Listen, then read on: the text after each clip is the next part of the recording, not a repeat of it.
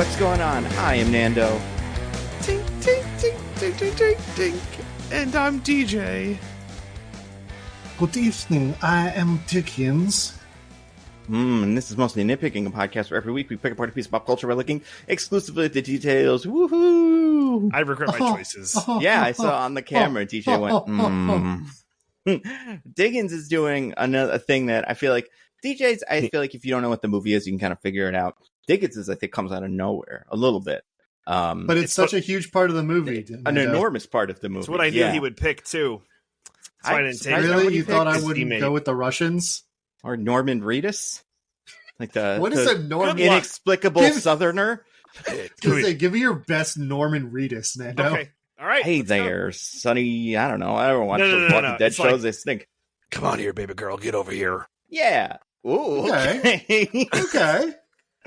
Maybe some members of our audience just had an awakening. I bet TJ's watching a different Norman Reedus thing than I'm watching Walking Dead and like Boondock Saints, but I don't know if he's done some other work.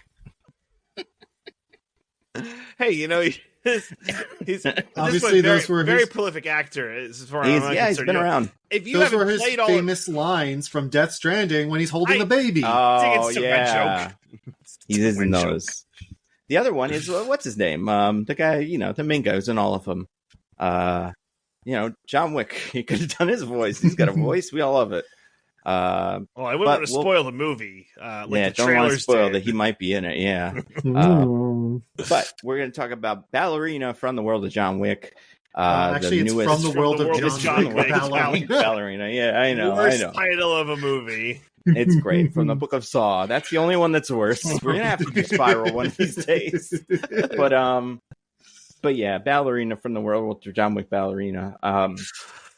We're going to talk about that. And then we're going to talk about other stuff. We got news this week. Big news, you guys. I'm going to bury the lead here and like try to mess around with you guys. Because everybody knows the big news of this week. You got a white Black Panther, fellas. What? Oh, white? Yep. You got a white one. Did you see this? Have you guys... not. You haven't... Oh, you didn't see it? Oh, okay. No. So, all right. Just a new Black Panther series. Okay. It's called The World to Come. It takes place in the near future. It's written by Christopher Priest and Joe Quesada. So, Joe Quesada, I don't know how much Black Panther he's done, but Christopher Priest is like the guy who's like the Black Panther writer, besides like Ta-Nehisi Coates. But like Christopher Priest did it way before that. Also is black, which is helpful because Joe Quesada is not. And if this was two white guys making this decision, that would be insane. But it's fair. So this takes place in the far future, not far future, in the near future. There's a big fight between T'Challa, who is like an older man, and this character who seems to be his son. And we see some flashbacks of T'Challa and Monica Lynn, his girlfriend, who is black from back in the day. I feel like they also talk about Storm a little bit, who very famously is black. I'm just saying this because at the end of the comic book, this character takes off his mask because he was like fighting Black Panther on the stupid Waterfall of Kings or whatever. The one that like even in the book, they're like, it's crazy we still do this. And he takes his mask off to reveal that he is in fact white. Tom Hanks says he's white, and then they do that bit. So this is the image of him, and I'm like, I bet when I heard this, I was like, he's like light skinned. No, there's a white Black Panther. It's a big mystery. Yeah. Well, are we sure? Is he white or is he albino? He's white. Like, you see the picture I put in the thing? Oh, I haven't looked at it. No. He's pretty. I mean, he's white. He's white. And, and they did this whole fight, and obviously it was like covered as like in his arms and face. You couldn't see him. But T'Challa seems to think he's his son or something. Like he's not like a secret character that's like, I'm your son. This is, this isn't a surprise to T'Challa. So, you're saying T'Challa had a phase in his life where he was asking where the white women at? Oh, much like what's that from? It's from Blazing Saddles. Oh, they could make a movie like Blazing Saddles today. Because they already made it. They could. If you handed in the script to Blazing Saddles, they'd be like, "This movie exists." We're gonna get sued by the Blazing Saddles guys. But yeah, it's weird because T'Challa has many girlfriends. but I don't think he's ever had like. But also, like, it would have to be a secret. You'd have to assume, like for up until now. But I don't know. I'm not going to parachute in to comics because I don't really read comics and say that I know what anything's about. Well, you didn't used to, but you're going to start now. They got a white Black Panther. Well, you're like, it's not white anymore. Hold on, Nando. They got way more black characters to replace with white ones before DJ's going to pick up a comic book. I don't know. I think this counts for like 20. Yeah, I think white huge. Black Panther weighs out all the other ones. Maybe a black-white tiger, and then I'll be okay. Gotta balance the scales, right? Yeah, all the animal people switch places. Yeah, yeah. I guess that, like, I don't know. Maybe that's a fine choice to do in a year, not 2025. But maybe they had this plan for a while, but it just feels rough in 2025. We're not having a great year so far. We're about halfway through, and I'd say this year sucks. So I don't know. I don't know if that's what we need right now. This is maybe what we're missing. Or maybe in these divided times, what America needs more than ever is a white Black Panther. Maybe. Yeah. Someone the white people could rally around. That isn't, someone Captain who can really America express a white pride. Yeah. Yeah. Perhaps. Yeah. Perhaps even embody power of some kind. Oh for my white people. God. This does feel like, and again, I know this has happened like forever ago, but I'm just going to go with like most normies probably know the movies. This is probably like, you made a fucking black Captain America. You're going to get white Black Panther. That's what we get. That'd be insane. Feels like. I would like that though if Christopher Priest, a black man, was just watching all this stuff and going, I should be okay with it, but I'm just not. This will show them all. This is the Dave Chappelle black-white supremacist, Yeah. Now, here's the question. Let's say they do this in the movie. You can see this person, right? Like, you see like the drawing of him. Who do we hire? Ryan Gosling's the meme. Ryan Gosling is the joke that has always been. But I wouldn't say this guy looks that much like Ryan Gosling. This also looks like he's supposed to be young. Ryan Gosling is too old. I would say this character's maxed in his like 20, 25. So you're saying we need a white boy, right? We need some kind of white boy. But we need a blonde white boy, so we can't go with our usual choice of Timothy Chalamet. Yeah, I was gonna say, can we dye his hair? But he also could, but I don't know. I feel like we need to give one of our other white boys a chance. Who's our hunky white boy at the moment? Our flavor du jour. Well, that's Timothy Chalamet. Chalamet, yeah. I feel like we got that one guy. Is he hunky? I feel like he's adorable. He's a Zoomer hunky. Mm-hmm. Okay. They don't have like Schwarzeneggers anymore. Like that's not. No, just God's favorite twink. Yeah, I mean, there's that guy Noah Centineo, but I don't think he fits this bill either. From that movie, some fucking movie. I don't know. Well, please, maybe. By the time Jacob Elordi, he's about right. He's Australian too. So that's pretty cool. Okay. Well, in my opinion, by the time we realize a white Black Panther movie, I think we're going to have mastered AI. So we'll just make the white... We don't need actors anymore. We'll just AI it. Yeah, we'll ask Natasha to hook something up. After she's done with Fantastic Four, be like, Natasha, you got to fix it up. You could be in it too. You could be... Maybe she's the mom. I feel like it would look more like her, though. That would be crazy. I don't know. Maybe everything about Natasha Lyonne is a recessive trait, not giant red hair or anything like that. Except the whiteness. The whiteness is a pretty dominant trait. Yeah, that's the other thing that I think is pretty strong. I'm sure we're gonna have some bullshit about how it was adopted or something. This kid's not his, or he's like some science clone or something. That would be great. That'd be so funny if like some scientist like it'd be funny if like I can't even imagine, but like. How they would do this if like from an alternate universe or something he showed up and he like I'm from the universe where Black Panthers are white Black Panthers or something and you're my dad. I don't know, probably wouldn't like it though. This is too dark, but I'm gonna roll with it anyway. It's like much like the current Black Panther. Right. I'm from the future. I'm from the universe where when the white people conquered Africa, they got the whole thing. They got Wakanda, and it's all Africa's just all white people. They did it America, and this is all Africa. Yeah. Instead, they're just all getting white genocided at the bottom, according to Grok. Natasha Lyonne's AI told me that too. Got a lot to say. And what's weird is that I asked Natasha Lyonne's AI for like how much strawberries cost, and it started telling me all about the white genocide. Yeah. You guys, that's crazy. Remember that happened like, I don't know, what was it? 2 weeks ago?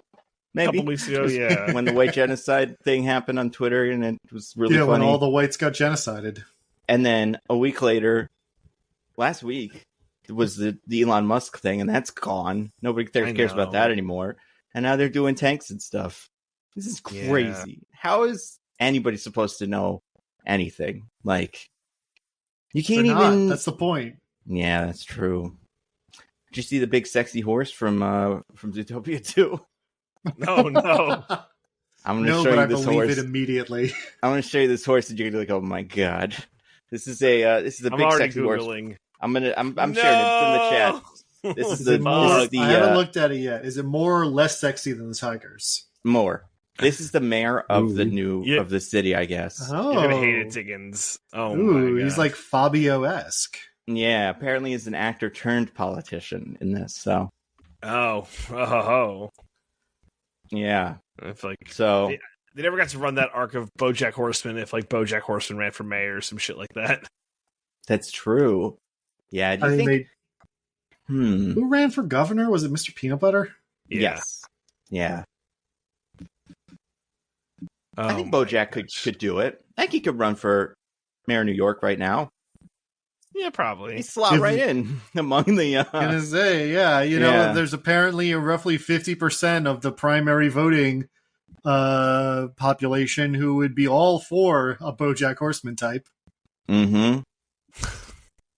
And then, so yeah, big sexy horse mayor. Is horse the most like? I feel sexual like animal, yes. Yeah, it's one of the most sexualized animals. I feel like the idea of like a horse girl, right? Like that doesn't exist for other animals. You know?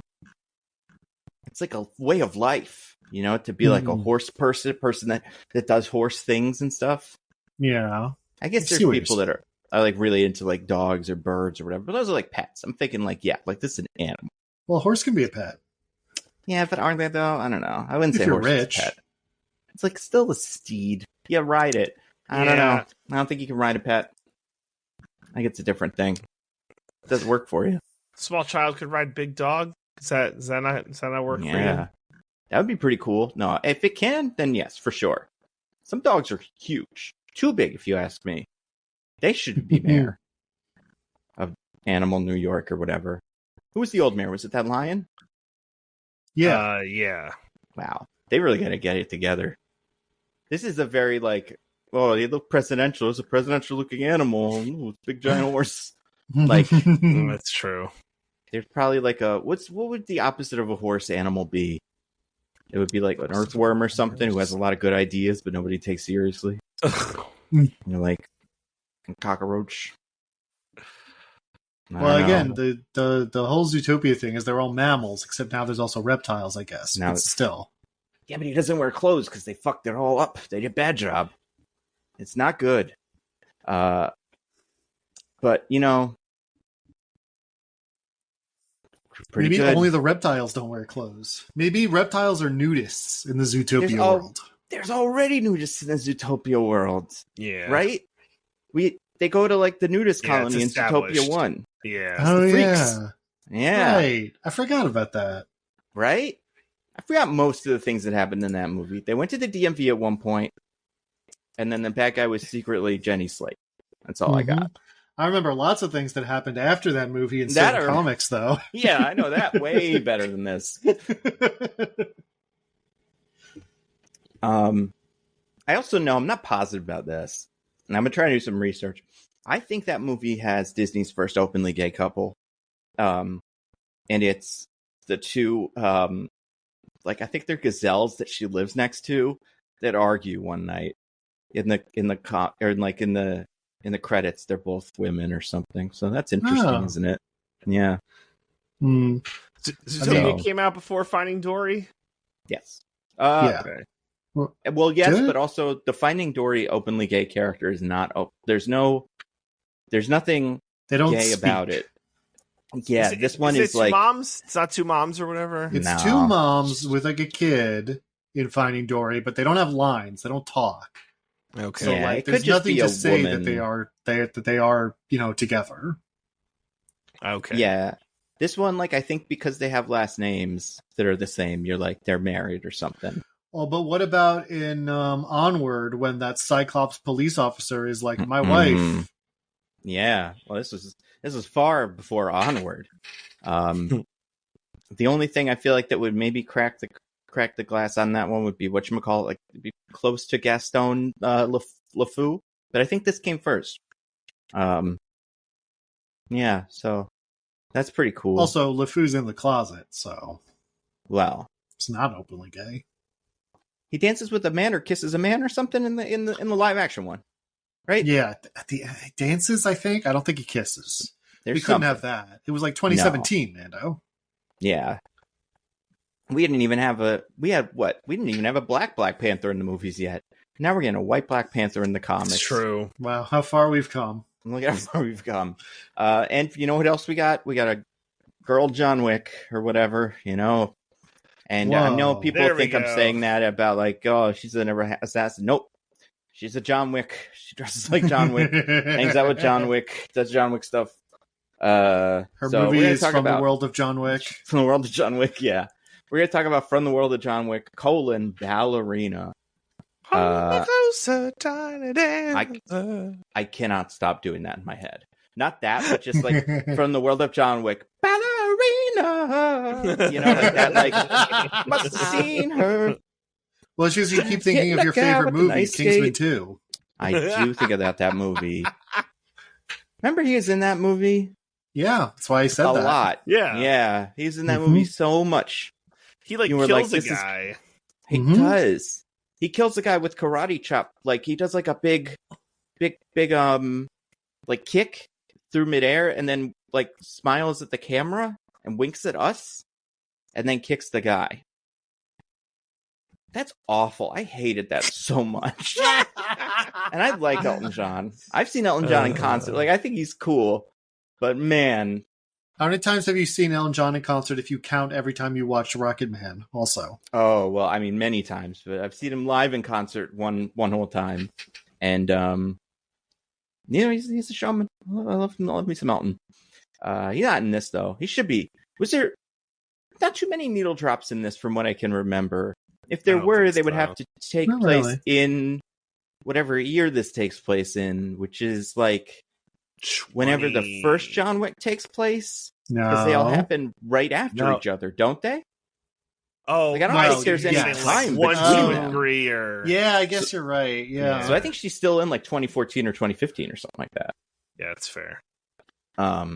There's like a little bit of downtime because he travels and like I think there is maybe something in the middle of two. These movies all blend right together for me. But you know what? We're going to talk about them. It's Yeah. basically impossible. There's that one where that guy has the fat suit on, does backflips, and it's amazing. And that's all I got. That's like the last one. So we'll talk about it. We'll see if there's anything memorable about this. But Diggins, from the world of Ballerina, John Wick Ballerina, you got to talk about it. You got to tell us the IMDb summary and stuff because you're That's in charge. Because right. you guessed, what was it? You remembered somebody's name in Unfrosted? That's He, probably he, what it was. I remember pulled the many grenade pin people's for names. some random like. Mm. I know who this one is. Who was the last one? Yeah, it was someone famous and great we all love. The last one I said was Jerry Seinfeld. We'd left it empty that whole time. Yeah. Wow. And I finally said it. What's the deal Crazy. with Jerry Seinfeld's name What is the being deal? last? But don't yeah, know. so Diggins, it's all you. Let's do some ballerina talk. Yeah, so if you've never listened to the pod before, we like to play a little game around here called the IMDb, B as in spelling bee, where my two esteemed co-hosts have to try to guess what the IMDb summary for this movie is. Now, you may be asking yourself, where does IMDb get those summaries? Well, I'll tell you. Through a rigorous training regimen, everyone who works at IMDb learns how to shoot energy blasts from their hands like an anime character. Cool. Oh, Mm-hmm. like a big giant bolt, or like little ones like Ryu. Well, I it guess Ryu does depends. both. Every person learns different versions. It Cool. depends on your personal like attributes and Like your your your yeah. command of ki. Yes. That makes sense. And then at the end of every fiscal quarter, they have a huge tournament, a whole huge martial arts tournament where the only thing you're allowed to do is shoot energy blasts. And whoever wins that is the ultimate IMDb.com fighter for that financial quarter. And they are allowed to dictate whatever they want for every summary of every movie that came out that year. Now, a lot of the times they just shoot it straight across the plate, right? Like they try to just get it vaguely accurate. Sometimes they decide to have some fun with it because, there's a lot of summaries they have to dictate and they get bored. I will say for this, from the World of John Wick Ballerina one, they weren't having fun with it. It's accurate, but maybe somewhat misleading. Okay. But it's mainly accurate and it's pretty short. Accurate, pretty short. Okay. Okay. So I believe DJ was last week's loser. Yeah. Because he couldn't remember that Jerry Seinfeld was in Unfrosted. Easy to forget. He's barely in the movie. He's in it for like 2 seconds. How am I supposed to remember? So you get to go first. They have a big piece of wood. Nat just walks scene to scene and does all the lines. I probably had this AI. Probably Jerry Seinfeld in the original draft, but instead, big piece of wood. I'll have Nando go first. Okay, I've got some ideas. I actually wrote some stuff down here. So here's my best guess. After she is orphaned, Eve joins the World of John Wick and becomes an assassin. When a mysterious figure returns from her past, Eve is set forth on a journey to get revenge. Okay. DJ? After a tragedy befalls her, a young girl is recruited into the violent world of assassinations. When she must then confront someone from her past and choose between her revenge or her adopted family. Many of you did great. I think there is one of you who did better. Ooh, it's probably not me. Depending on whether or not I find a tiebreaker that I like, I might just give it to that person. Oh, wow. Wow. Can we name sexy horses? Like horses that we think are sexy. We'd be here all night. Yeah, I don't know too many horse names. Secretary, Black Beauty, go Nando. Black Beauty, go DJ. Who's the one who just won the Kentucky Derby? Who's that one? That one was probably pretty hot. Shadow Fox, go DJ. Ooh. All right. What's up, Diggins? Okay. I think I have one that one of you might just know, but I have to get this piece of information out there here, and a tiebreaker seems like a good way to do it. Okay. This film has been in, like, the script has been floating around, and it's been in pre-pro and then production for a long time. So there were a few other people who were considered for the lead role before Ana de Armas was cast. Oh. One of them, I think, is absolutely crazy. Okay. And I want to see if you can guess who the crazy choice to play the lead character in this movie was. How crazy is crazy? Is it a woman? Like, how crazy are we talking about here? So, woman of roughly equivalent age. Okay. Like, is famous, like not crazy in that way, but crazy in that like never in a million years would I cast this person in this role. Okay. We'll take some shots. Do you want me to go first, or DJ go first? Well, DJ got to pick before, so I think DJ gets to pick again. Nando, you go first. Okay. Gives me plenty of time to stall. I'm gonna say, who would be weird? Who would be like really weird? I'm gonna say Taylor Swift. Okay, DJ. That's an interesting way to go. I guess. Now wait, Kylie... are these people that were cast or rumored to be cast, or like they were thinking about them? They were thinking about them. It's not. It's more than rumor, less than was cast. Okay, fair enough. Gotcha. Kylie Jenner. Oh, that's a good one. Oh, interesting. One of you is surprisingly close. Oh, is it Kim Kardashian? DJ? I mean, was Nando the surprisingly close one, or was it me? I can't also say Kim Kardashian, but I'll be so mad if it's like Kim Kardashian. But I don't want to do that. Like, you could also say it. I mean, if you could. to. If it's right, then I'll give it to the person who said it first, though. So there's no point in saying it. That's fair. All right, maybe if Nando was the close one, was it who's like close to? I don't even know. Fuck, was it like Adele? Oh, that'd be cool. No, both wrong. But I mean, one of you was in the right direction. Okay.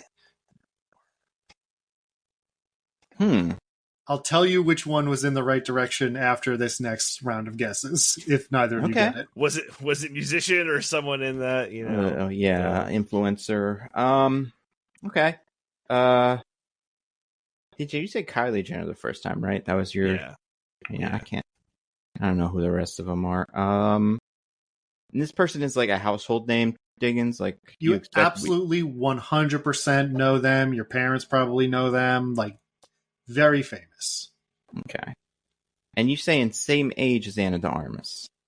Roughly equivalent. Okay. I think. Now I feel like I should check so this isn't a wrong clue by accident. I mean, yeah. I'll say... How old is Ana de Armas? 37. Yes. Roughly equivalent age. How about Paris Hilton? Ooh. I mean, I was just going to say... I'm going to say the same universe. I'm just going to go with Khloe Kardashian and just run through all those. Another Kardashian, right? Yeah. All right, then I will let you know that Taylor Swift and Adele were the closer guesses. Oh my gosh. Okay. Some kind of musician. Who, though? Oh, I got one. I'll say... Tickets, you think it's crazy? It's crazy. For this role, I can't even imagine it. Okay. Fair enough. Okay. I'm gonna say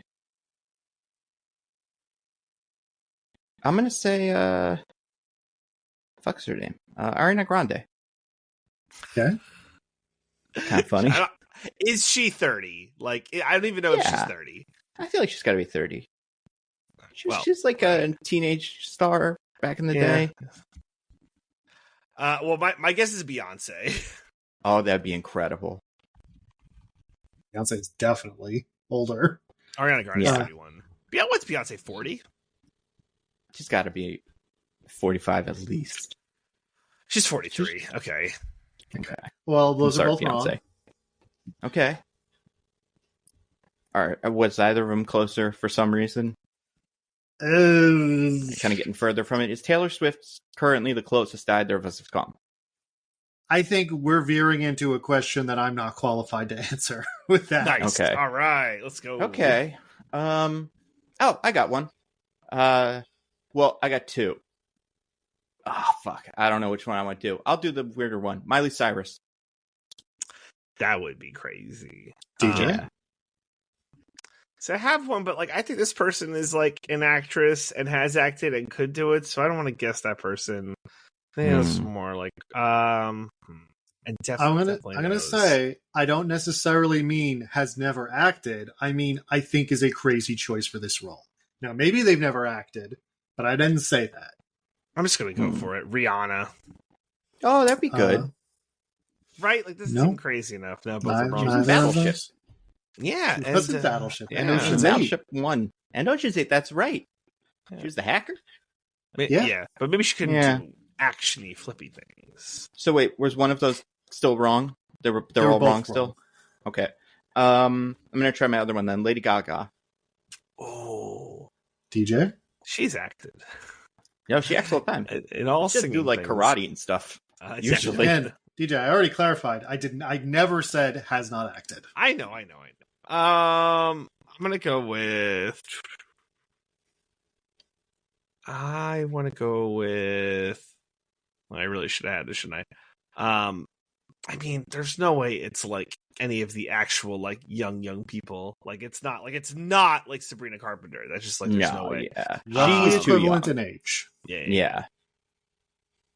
But how crazy would it be? That'd be pretty Fuck. cool. Let's go with. There's no more. I've named all of the Cardi B. Okay. Oh, that's not bad. Well, DJ, I have good news. Nando one. The good news is that you didn't need to agonize too much over that last one because Lady Gaga was correct. That's All fucking right. crazy, bro. That's Yeah. I mean, I could see it. Kind Did of. they I can't. think she was gonna sing it all? Like I don't. Maybe she would have. I'm not quite I there. agree. I don't She's know. singing that Uh, Joker movie? I don't think so. I don't remember that. Now, Nando was also Never the happened. one that I felt was a little bit closer on the summary, so I think we Justice. can Yeah, safely fair say enough. that we're going to put this one to bed.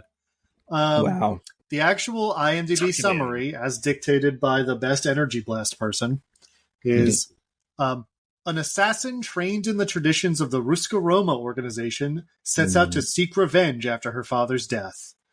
So neither of you said Ruska Roma, and both of you said that her father's death happened before the training, which, is correct, but not what Yeah. this Yeah. summary implies. Wild. Can I just say something on like the Lady Gaga thing? Because it always baffles me when it's like I got a crackerjack idea, fellas. Let's get Lady Gaga to be our tentpole, for our action movie. It's like I can't even connect the dots for like why that would be a good idea. Yeah, like she doesn't know how to do flippy shit and stunts. She's like a dancer, probably, right? I don't think so. She's not really like a dancer in her performances, right? Like she's See. Some of her music videos.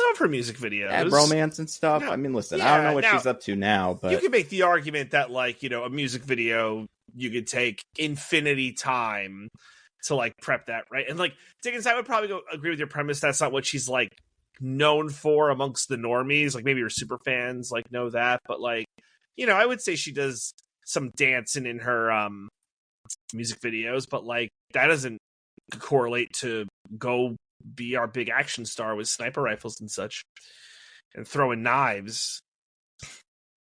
I don't think she's enough grit too. I just think, we'll talk about this, but I thought Anna de Armas brought like the right amount of grit to this role. Anyway, but it's not my time to talk about the movie. It's Nando's. you don't think Lady Gaga's got grit? Isn't she from like Long Island or something? Different kind of grit. Lady Gaga has also in interviews talked about how she's not a very gifted dancer. So There you go. She should Probably on AI in those music videos. She's Body being doubles. modest because she's from Long Island. She doesn't want them They to all beat her are. up when she gets home. Well, you think you're some kind of fucking dancer, Lady Gaga? Get your shit together. Stephanie Joanne, probably what they call her. Stephanie Joanne Germanata.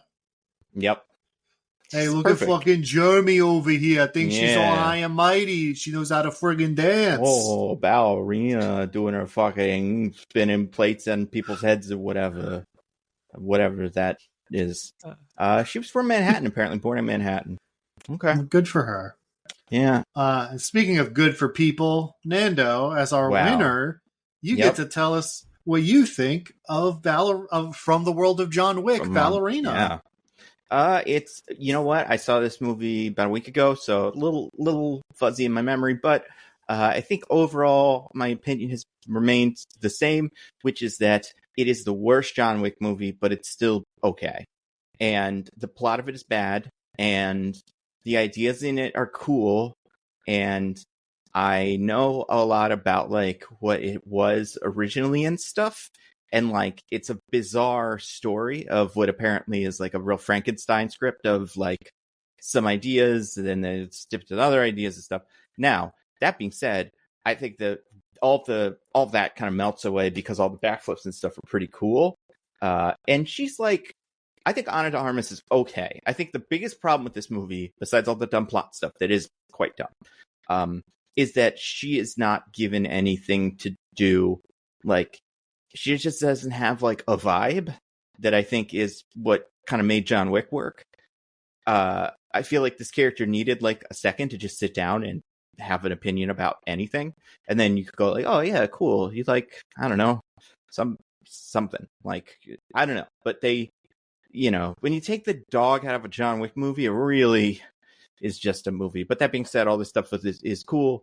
Who else is bad in it? No, Norman Reedus is barely in it. That part was cool. Somebody else who was in it. The bad guy's weird. John Wick's in it a lot more than I expected. He's okay. That's a problem with these though. I really don't remember what happens in any of these. I believe this takes place between 3 and 4, and for that reason, maybe this slots in beautifully in a way that's like, wow, this is the Rogue One of these, but it, just, I don't know. It was fine. Actually, doesn't slot in perfectly at all. In fact, one tiebreaker I considered was listing the many ways in which the continuity doesn't really make sense. Oh, that makes sense. Because I feel like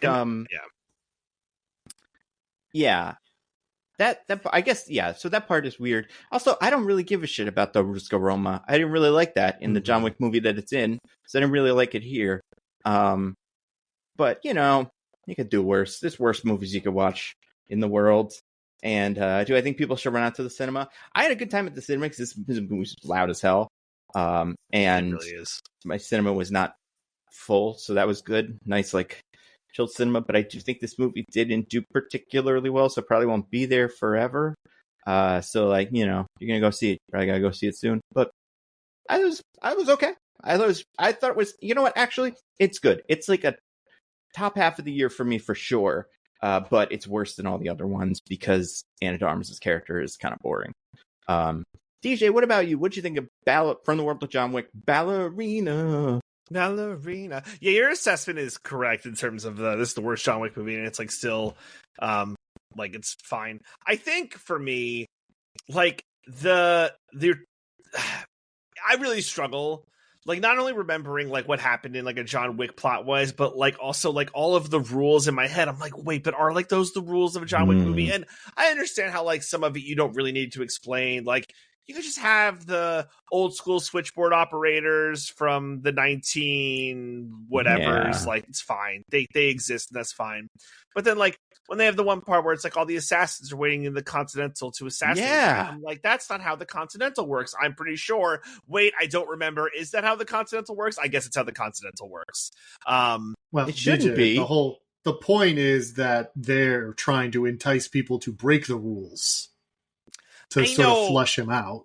But that feels like, well, we can talk about it, but it feels like it's against the spirit of the Continental. And somebody did that in the first John Wick movie, so. That's true, yeah. The Continental is the, what's a movie like that where there's rules and they just always break them? I don't know. I'll come up with that by the time we talk about this again. Anyway, my overall point is, right, it's like, The action is, the John Wick level action, which is good. I think this movie does like a good job of kind of like walking us through like the Anna de Armas journey until a point where, hey, look, there's spoiler, but not really. It's in the trailer, just like Red Hulk for Captain America, Brave New World. Hey, it's John Wick. And like, I actually think that there's like a cool thing there. But like, this movie didn't really grab me until the very end where there's some like really, really cool stuff, which I guess I won't spoil now because it's not spoiled in the trailer. But then I'm like, oh, you got me, movie. But it's like, you got me with like 20 minutes to go, where I feel like most John Wick movies grab me 20 minutes in.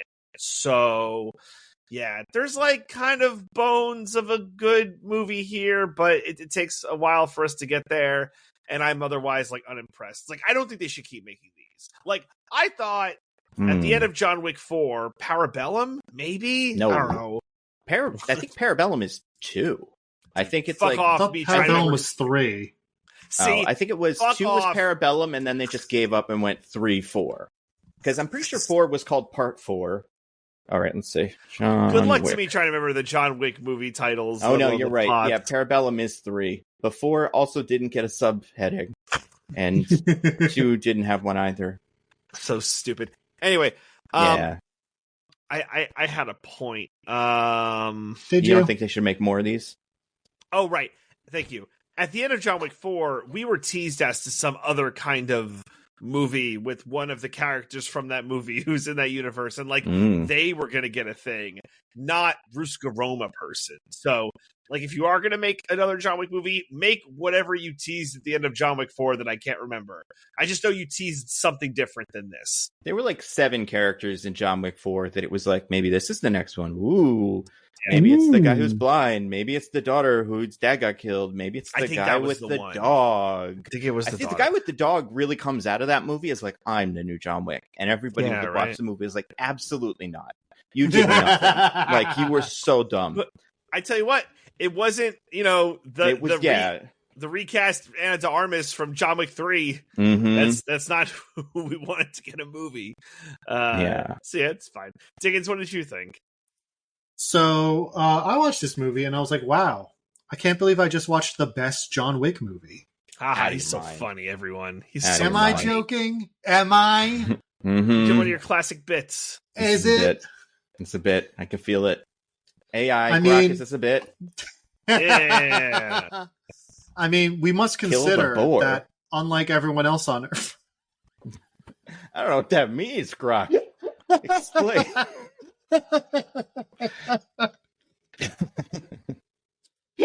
Sorry, Nando just derailed me. It's important news. Grok's got a lot to say about it. About how we should kill the bower. I think Grok's right. I think we should kill the bower. Apparently, yeah. Grok went the other way with it. We must consider that unlike everyone else on Earth, I don't love the John Wick movies. Right, you're one of those weirdos. That's right, yeah. I'm one of those weirdos who doesn't care that much about dogs, and so when a dog is killed on screen, I'm like, well, that sucks. But then when he kills a billion dudes, when they're all like, we're sorry, John Wick, and we'd like to make it up to you, I'm like, I don't think this guy should have been killed. Wow.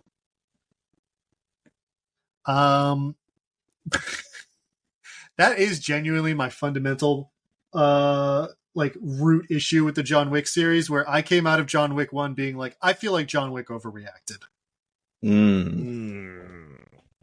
It wasn't just a dog, it was the dog of his wife. I know it represented things. And also, 4 movies in, maybe he wanted to kill all those guys because he loves being a killer. Maybe. I was going to say, maybe the dog was like a really poor excuse for it. It's like, I've been itching to be John Wick. Well, by the 4th one, those movies really lost the plot of what they were trying to say. Yeah. And even by this one, they gave new stuff of John Wick where it's like, oh, is this really what he believes? Still learning more John Wick we'll figure it out. I don't know.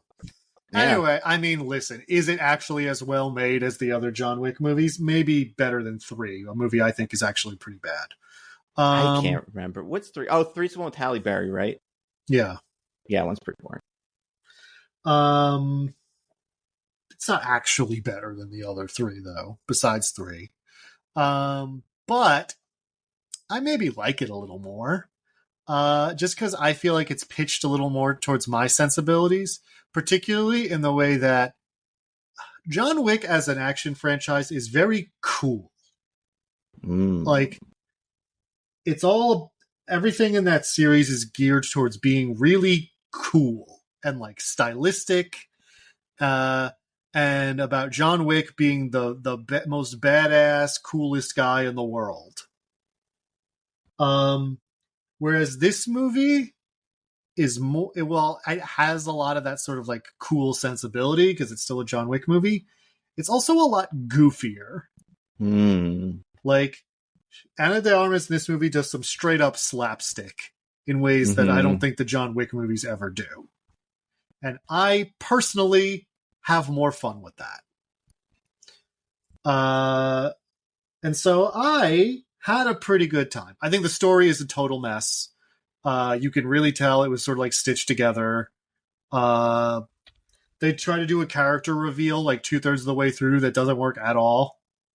And then they kind of just like forget about it. Because it was all in the rewrites, I guess. Yeah. And so, like, there's all of that I just think doesn't really work. And, like, so if anyone tells me that this is the worst one or, like, they like it less, I get it. And I don't think you're wrong. However, I would also let Ana de Armas kill me. So it's impossible to say if it's bad or not. But yeah, no, I think when this movie leans into some of the goofy parts of it, and we'll talk about that when DJ has to remember what happened in this movie. I think those parts are like really fun, and like I enjoyed a lot in the theater. So I left having, despite the myriad problems, I had a generally high opinion of the movie. I was like, that was fun. I enjoyed myself. I feel like this is the main thing I get out of a John Wick movie to begin with. So yeah, I think Ballerina pretty good.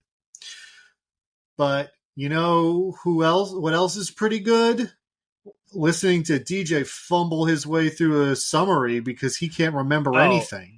Get out. This one's like easy, bro. I'll have this one. This will be half the time of the movie. This one's easy. Wow. I can't wait to hear it. I can't wait to get to my 20th correction 30 minutes into your summary. Because how much is it like, and then there's an action scene, right? Like, you know, that's just saying. Then there's a fight in a club. Like, I'm just saying. Yeah. And then Ana de Armas pulls the knife out. She throws it. It ricochets off the sculpture into the guy's shoulder. DJ, please guy then save this for your summary. Yeah. Well, guys, it's time for me to summarize from the world of John Wick, Ballerina. But you know what this? Yeah, you know what this movie reminds me though of? Have you guys been watching Joey? The show, the Friends spinoff. Yeah, Friends spinoff Joey. Yeah, starring my good pal Joey. Yeah. This movie reminds me of an episode of Joey and the Neighbor. You know, I think I just watched that one. Yeah, our main character has to make some tough decisions as Ballerina, and so does Joey in this episode. So I just want to talk about this real quick. That's your hook for this one. Oh my god! I mean, yeah. What you guys got a better one? Yeah, there's a bunch of. I'm pretty sure some of them are dancers. I guess the models are models, but also this is the one that introduces Girl Joey, like the opposite number but a woman. Yeah. Wait, let me see that again. You know what also has? We take the star who was a guy. Now it's a girl. It's Joey. Anyway, so Joey and the Neighbor. This strange one. So Joey and Michael are chilling outside. And there's notice that there's a bunch of really hot women coming out of this one apartment. They're like, oh, what's going on there? And we learn that in this apartment, the woman who lives there is like a photographer, and she's doing photo shoots. And Joey takes this opportunity to put the moves on her. But to Nando, what he alluded of what Joey learns is that he's met his foil. It's yeah. She's, not that she's immune to the charms, but she's heard it all before. But she's just ask me out to dinner anyway. And he does, and it works. And he's like, oh, this is quite compelling. Oh, how interesting. So that's the A plot. I don't think it happens immediately, but I just want to get to the B plot because it's very strange. And it's going to matter a lot. Alex's husband is back. Oh my god. Yeah. Oh. Yeah. From that one episode he was in? Yeah, and now he's back. And there's some tension, right? He's like, he's like, now that we're in the same space, it's kind of like, oh man, he's kind of gets on my nerves. And Yeah. First she's excited. Sorry, I should say that. At first she is excited, but that excitement dulls quickly. I'm just doing the B plot all at once because it's happened so quick. But DJ, when we hear about what the problems are, they're honestly very minor problems that don't lead to any major consequences, right? I mean, yeah. It's like, he keeps finishing my crosswords and shit like that. Yeah, I'm just saying, the problems are very minor, so we can expect that by the end of the episode, that doesn't really result in anything. Exactly, because it's mundane like everything stuff, else. right? Yeah, right. So, but anyway, meanwhile, Joey apparently has his typical, like moves he puts on the date, right? Where he goes to a restaurant that has his headshot, and he gets sat by the headshot. He's like, "Oh, is that my headshot?" He has the Mater D be like, "Oh, Joey loved you on the TV show last night," but and I can't remember this. Like, for some reason, Joey doesn't want this to happen midstream. Because she says immediately when they walk in the restaurant, she's like, "I hate actors." Oh, right? Yeah, she doesn't date actors. Yeah, classic sitcom craziness. He has a move where he pretends a bottle of wine was brought by. Fuck, who was it? I'm not gonna remember the two actors. Alan Thicke, and I'm not gonna remember the other one. Come on, you can do it. I don't think so, though. I think you can. I believe in you. Steve Buscemi? No. Ooh, I don't remember. That's what my heart wanted to be. Yeah, save me, Diggins. You're my only hope. Give me a second. Come on. No. I never said I remembered. I said I believed in you. Those are different things. Mm-hmm. All right. So Alan Thicke it's some guy. I'm gonna look. But it's so they have a good date and it reconciles. So then it goes back there to the apartment, and Dre DeMatteo and Michael are talking with Joey about how it's going. He's like, "Oh, I think I'm having feelings for her, and I think I want to cancel all my other dates and exclusively see this woman because that's how I feel about her, and that's what I'm going to do." And they're like, "Okay, do that." But then the next night when they're supposed to go on their date, Joey and the neighbor, whose name is Sarah, maybe, I don't know, Alan Thicke and Lou Diamond Phillips. Lou Diamond Phillips. This is strange. Whatever. I think her name's Sarah. He's supposed to go on his date with her. One of Joey's other, prospects, women he called for a date, shows up, and Joey's like, "Oh no, she can't see this. Sarah can't see this because then she'll realize that I'm a player and I can't have that. I want to make it seem like I only have feelings for her." So he sends Michael out to pretend that she's here for Michael, and of course Michael botches it. Because, again, to Nando's point last week, this show cannot decide what Michael is. In this episode, he's, what I would label as classic Michael who just cannot do anything right. I think that's freezes in front of women, has little chicken legs. Yeah. So we get classic Michael. He fucks it up. And then Joey comes out and he must explain the situation. But it turns out Sarah's totally cool with it. She's completely fine because Joey's seeing another woman. We're not exclusive. It's fine. So then Joey goes over, explains the situation. It's like, "Oh man, thanks for being so cool." And he's so excited. He's like, "This is awesome." It's like, I love how cool you are. But then a man comes, and it turns out that Sarah is having a date with another guy because she's Joey. Except she's not, because she is very mature and not jealous about Joey having other prospects. But Joey basically has an internal meltdown when he goes back to the apartment and reveals this to the room, and is saying my world is crashing down. This is the worst thing that's ever happened. And to which Alex comes in and is like, "Eric and I are separating." Hell yeah! Because he kept solving my crosswords. Yeah, and he didn't like my sexy fun underwear. Didn't mention that, but that was right. Which Joey has a sixth sense for. That was funny. Yeah, he has the underwear sensor, but not even in a sexual way. Just in a I do know this though. I have a great sense for it. At this point, I'm predicting he winds up with Alex, but I just don't see it. I don't know. Yeah. I mean, if you were talking about real life again. Two of them dated for a long time. That's true. Okay. Yeah. Anyway, so the Joey gives her a warm embrace, and the episode ends. Mm-hmm. Like, Is there's this a one of our little two-parters? It's not. I don't know. Right? It's just We're in It's the not final stretch. technically, but Yeah, Right, I we're believe it's the not last... like watching the Joey and the season one Neighbor finale, part yeah. 1. Right. But it's clearly like I have to imagine these plot threads continue into next episode, right? Yeah, much like yeah. Andor, Joey is split into little arcs, and this is the Mm. girlfriend arc, or whatever we're calling her. The neighbor arc. The female Joey and Alex divorce arc. Yeah. I'll be honest, I found this to be a very weak episode of Joey. Possibly one of the weakest. Wow. This one was... Well, there's no real plot thread or huge tension, you know? Like, Do you like the... Oh, Yeah, go ahead. yeah. I was just going to say, do you like the character that is his girlfriend, like whatever? She's you fine. know? Yeah, she's fine. Yeah, she's okay. Yeah. It feels like the point of this episode was just get Alex to a divorce. Like, that was the purpose. Yeah, that just really felt like, I'm not going to say out of nowhere, because they had been kind of seeding that like her husband's never around and she's getting kind of upset about it and everything. Yeah, But they don't have it sex or feels- something. Yeah, it feels like they just did it all at once. Like, it feels like there should have been, you know, I was obviously alluding to this in DJ's summary, but the problems they talk about having in this episode are so minor, and then it's Mhm. immediate separation. And it feels like we're missing some steps here. Yeah, it's weird, but also, you know, good. They did seem like they had good chemistry. I'm fine with it. I really think this is leading to like her and Joey something, right? It's gotta.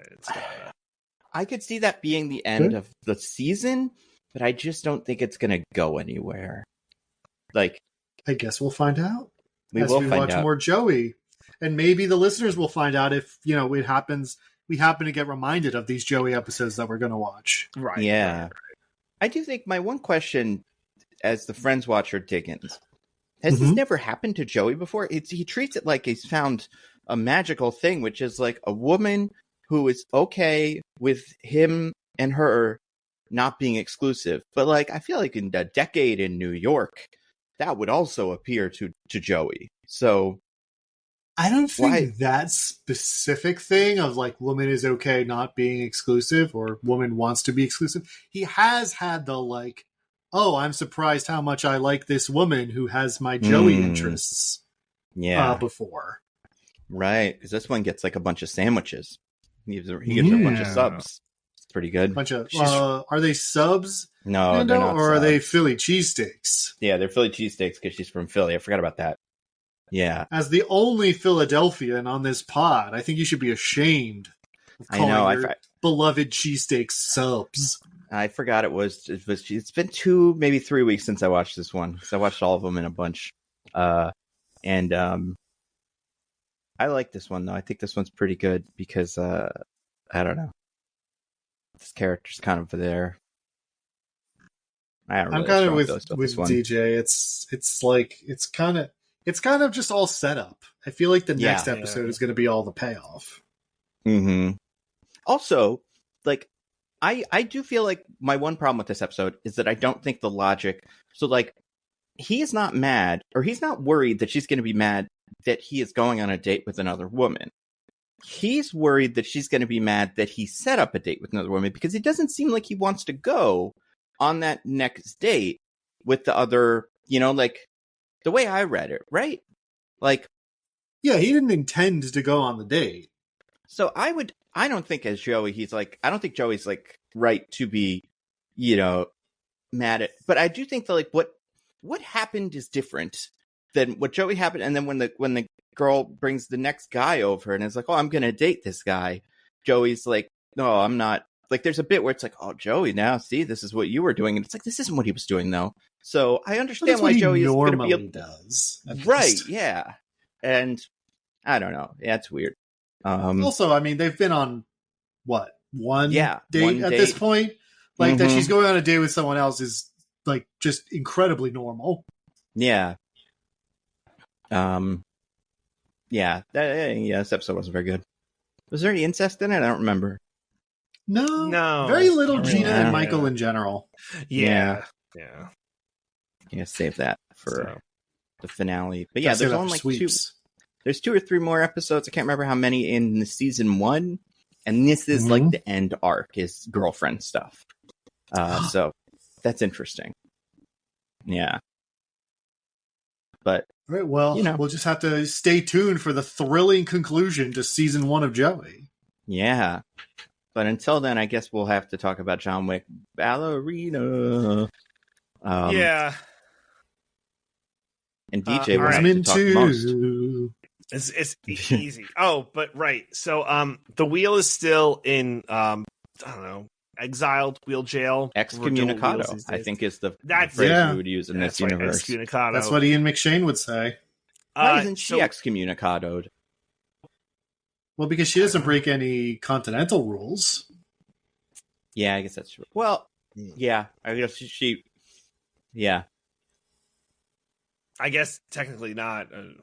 I feel like if you to spoil the movie, if you're a bounty hunter and then there gets a bounty on you, that feels like you're excommunicado now, right? Because otherwise they just do that to all of them. That would be everybody just have a million bounties going. Okay, thank you. But we'll get talk to about it. that. Anyway, so if you guys have any nitpicks or anything that you want to highlight during my summary, I just want you to do a classic John Wick sound. So I'm gonna let you guys pick. You could do a classic cocking the gun. You could also do you could do like boom. You could do explosion. And then third one, what you could do underutilized in this movie, but still happens. You could do screech, which is the car tires, going, the. Not a lot of car in this movie. I know there's some car though. I'd say non-zero amount of car. Yeah. Is there any car? Yeah. Oh yeah. There's that one she gets hit by, but like, does she drive a car? She gets hit by the car while driving it. Yeah, but I like, think I guess she takes cars to the village. I'm pretty sure. How? I think she asked the guy. She's like, "You got a ride?" And I guess it's just it's Hallstatt, which is a real village in Austria. Yeah, I guess you probably could drive to that. Yeah. So, anyway, pick your favorite. As I talk about Ballerina, John Wick Titan answer. All right, so movie opens not quite at the beginning, but basically the beginning, where there's a little girl. She's got a lot of ballerina figure with like blood on it, and it's like, oh, it's so sad. We learn what we learn at some point, but basically is that there's a man, and it seems that he was part of the world of assassins, but I guess he was I don't want to give the whole thing away, but like essentially he was part of a group. I think this is somewhat clear in the beginning, right? Like what you're saying, I think we can, but not exactly how. Yeah, the movie acts like there's more to this that we don't know, but then when we learn what the whole thing is, it's like, no, that's pretty much what they said at the beginning. Yeah, right. So he was part of. Oh, I was going to say, it like as a John Wick fan or someone who's watched the John Wick movies, you're like, oh yeah, I know what this is. If you knew what exists in this movie that has never been brought up before in John Wick, it would be clearly that, but because that doesn't seem to exist, you're like, I don't know, I guess she's one of these fucking guys like the backflips and throw shit at each other. It's another goddamn group. Anyway, so what we have here is a guy. He leaves the group he's with his daughter, and they got to get him back because you can't fucking leave, and you got to come back. Unfortunately for them, this guy's quite good. Like he's not John Wick good, but he's not number one. Good. But he's number 2 in my book. Yeah. He's You think he's number 2? Piece of poop. But no, he's a Diego. Do you guys watch Umbrella Academy?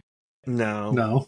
Oh, okay. So in Umbrella Academy, it's like a school of kids that do assassin stuff. He's younger, and like they have graduated and kind of come back to the school. And it's not assassin stuff; they're superheroes. His superpower is assassin stuff, and he is number 2. Like he is the second best guy in the school. So that's probably this guy. Fun to see him do this here. But I mean, obviously, we all know him from his biggest role, the most important role.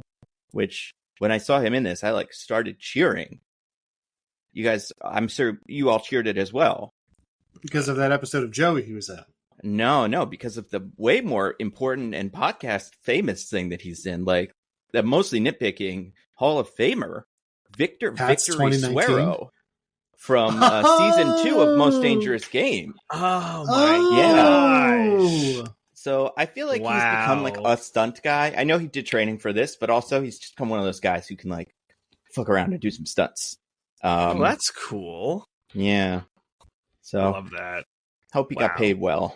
Yeah, I do too. David Castellaneta is the actor's name. I love that. Well, he does some good John Wicking, but it is not good John Wicking enough. Although they have like the gun up to his head and he figures a way out, which is pretty good. They're really bad at John Wicking. It's like maybe these guys are like a cool badass bunch of killers, but also like they're not like the best at it. Right. Because somebody who's not the best at it is able to kill them all. You know, I mean, he gets to the and all point it takes is one explosion, and they're like, "Ah, oh, fuck it." Never. I was mind. about to say they raid his house, and then he's able to get out with his daughter, although he's very wounded and bloodied and bleeding outing. But he's able to blow up the place, so a bunch of them die. The main guy does not. There's like one main guy who he's like the one. By the way, these John Wick houses, I feel like there's like a kind of John Wick house that this is one of them. Mm-hmm. Where the fuck is all the shit? You know? Where's the dining room table? And where's the TV? And like, these guys all live at empty houses full of chairs and stuff, but like nothing antiques. But mood lighting. Yeah. They need to like get some stuff. They just set up their houses so that they can have sick fights with them. Yeah. Not for leave a bookcase. Yeah. He is this scene's kind of cool, but also weird. Did it remind you of everyone's favorite movie from what was it last year, Argyle, from the World of Argyle books? A lot of colorful smoke. That was this scene's big little gimmick. Oh yeah, he had like a different red one. He threw them at him, and they're like, "Oh shit, no!" And then the blue one, and then they were really excited. I was thinking, I'm like, is this helpful? And I don't know. It didn't really end up reminding me of Argyle because we got to the end of the scene and I was pretty sure I knew what happened. No. That's a great point. Well, so he blows up the house, which gets them off his trail, but he dies, and his daughter is there, and I guess she gets like picked up by authorities and is put in a police station, like whatever. She walks there, maybe. Who the fuck knows? But she's there, and then who to our wandering eye appears, which this bothered me a little bit. So I don't know who's the actor they got to be the bad guy. So his name is Gabriel Byrne. Okay. We would know him. Well, not we. Well, I mean, he is the husband in Hereditary. Okay. He pops up in a bunch of stuff. He's in like The Usual Suspects, but I don't remember what he is in that. Seems to have a big role in that Maniac show nobody watched. And like, yeah, he's some guy who gets a fair amount of work, but Hereditary is like, I think, the thing that most people would recognize him from recently, at least. Because, yeah, maybe he's the bad guy in End of Days as well, but I don't remember. Oh, and he's D'Artagnan in Man in the Iron Mask. Okay. I remember that one. That was one from the 90s with Leo. But, yeah, so that guy. So, yes, everyone's favorite, Gabriel Byrne. So he's the bad guy. But getting back to what we're talking about, the girl, whose name is, Anna de Armas eventually, but for now her name is, oh my god, I literally can't remember her name. Really? Her name's pretty easy. 3 letters. It's what? 3 letters. 3 letters. Eve. Duh. That's right. That's right. It's Eve. And if you were like, hey, that's kind of like Adam and Eve, don't worry, the movie will make sure you realize that. Mm-hmm. So she's in the police station, and then Ian McShane comes walking through, but the way he's like dressed in this like trench coat and hat that's like similar to the bad guy, and not that he looks like the bad guy, but he doesn't not look like the bad guy. So I'm like, wait, is the bad guy coming in to like grab her or whatever? But no, it's Ian McShane. And for whatever reason, I mean, not exactly whatever reason, but for reasons that I guess become apparent later, Ian McShane's like, hey girl, you got no one left, so I guess come with me because I don't know what else you're gonna do. And she's like, yeah. That's a great point, Ian McShane. I'm coming with you now. So he brings her to the. Did he like sign a paper or something, or did he just walk out with her? Grab Like, her. Yeah. yeah. You have to leave one of his We don't stupid know where assassin we coins. are, right? We do, but I can't remember where it is. I want to say, is it Mexico? No, it can't be. I don't Maybe. remember. I don't remember. I don't know somewhere. if we explicitly know. But yeah. But anyway, yeah, he grabs her and he's like, well, now I'm going to do the only thing that makes sense. I'm going to bring her to the Ruscaroma. Because why? This is a question. Okay. There seem to be multiple assassin families kicking around and like assassin factions. There's the Russians, but they're all dead or whatever because John Wick keeps killing them all. The Ruscaroma, who show up in 3. I assume there are other ones besides like Japan and whatever was going on over there in the 4th movie. Yeah. But like, is there not one that like fits? Just it feels weird that she gets defaulted into this, just because. I don't know. Is it because she's the ballerina thing, or is it because that was Winston playing 8th dimensional chess, where he's like, "Well, I'm gonna put her with the arch rival of her dad's former family, the people who killed her dad." Right, like and, some fuckery. And the one that John Wick is part of, kind of. Like, is this like the fucking Gryffindor of these guys, where you're just like, is where all the main characters live? Yeah, you go in this one land. Yeah. But, yeah, it seems weird that she goes here. Also, like, she has a ballerina toy, but she's not a ballerina, you know? No. Just a little girl who kind of, has one thing. But, like anything, when you get one thing and you say, this is good, it's your whole thing now. So lucky for her, she's going to become a ballerina. Yeah, and so Mama Ruscaroma takes her in and trains her in the art of assassinating and ballerinaing. And this is amazing, guys. So we get a little training montage, and it's Ruscaroma, and then there's this. How many training montages? 5? Oh, you're talking about not Angelica Houston, the other one? Yeah, I have no idea who this character is. Okay, like whatever. She's reshoot. If I've ever seen one. Oh hell yeah! Sharon Duncan Brewster. Okay. She was in Dune Part 1. Oh, okay. Well, she's one of the Fremens. Oh, she's Senator Pomlo in one of the Andors. Oh, the last one. So maybe she's maybe she's in Rogue One too. I don't know. Whatever. Well, anyway, we love her. She's like kind of there helping out Eve for whatever reason. And she tells her, she's like, hey, Eve. So Eve's doing her training and she's like not great at it, right? She's like kind of flailing around, not doing a great job. But then this woman tells her, I can't remember her name, I'm sorry. He goes, hey, Eve, you're a woman. Fight like a girl. And she's like, wait, all I have to win is kick dudes in the balls?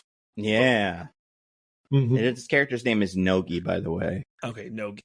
And then she that's how she gets her training done awesome. Is that she just learns, hey, if I kick dudes in the balls, no sweat.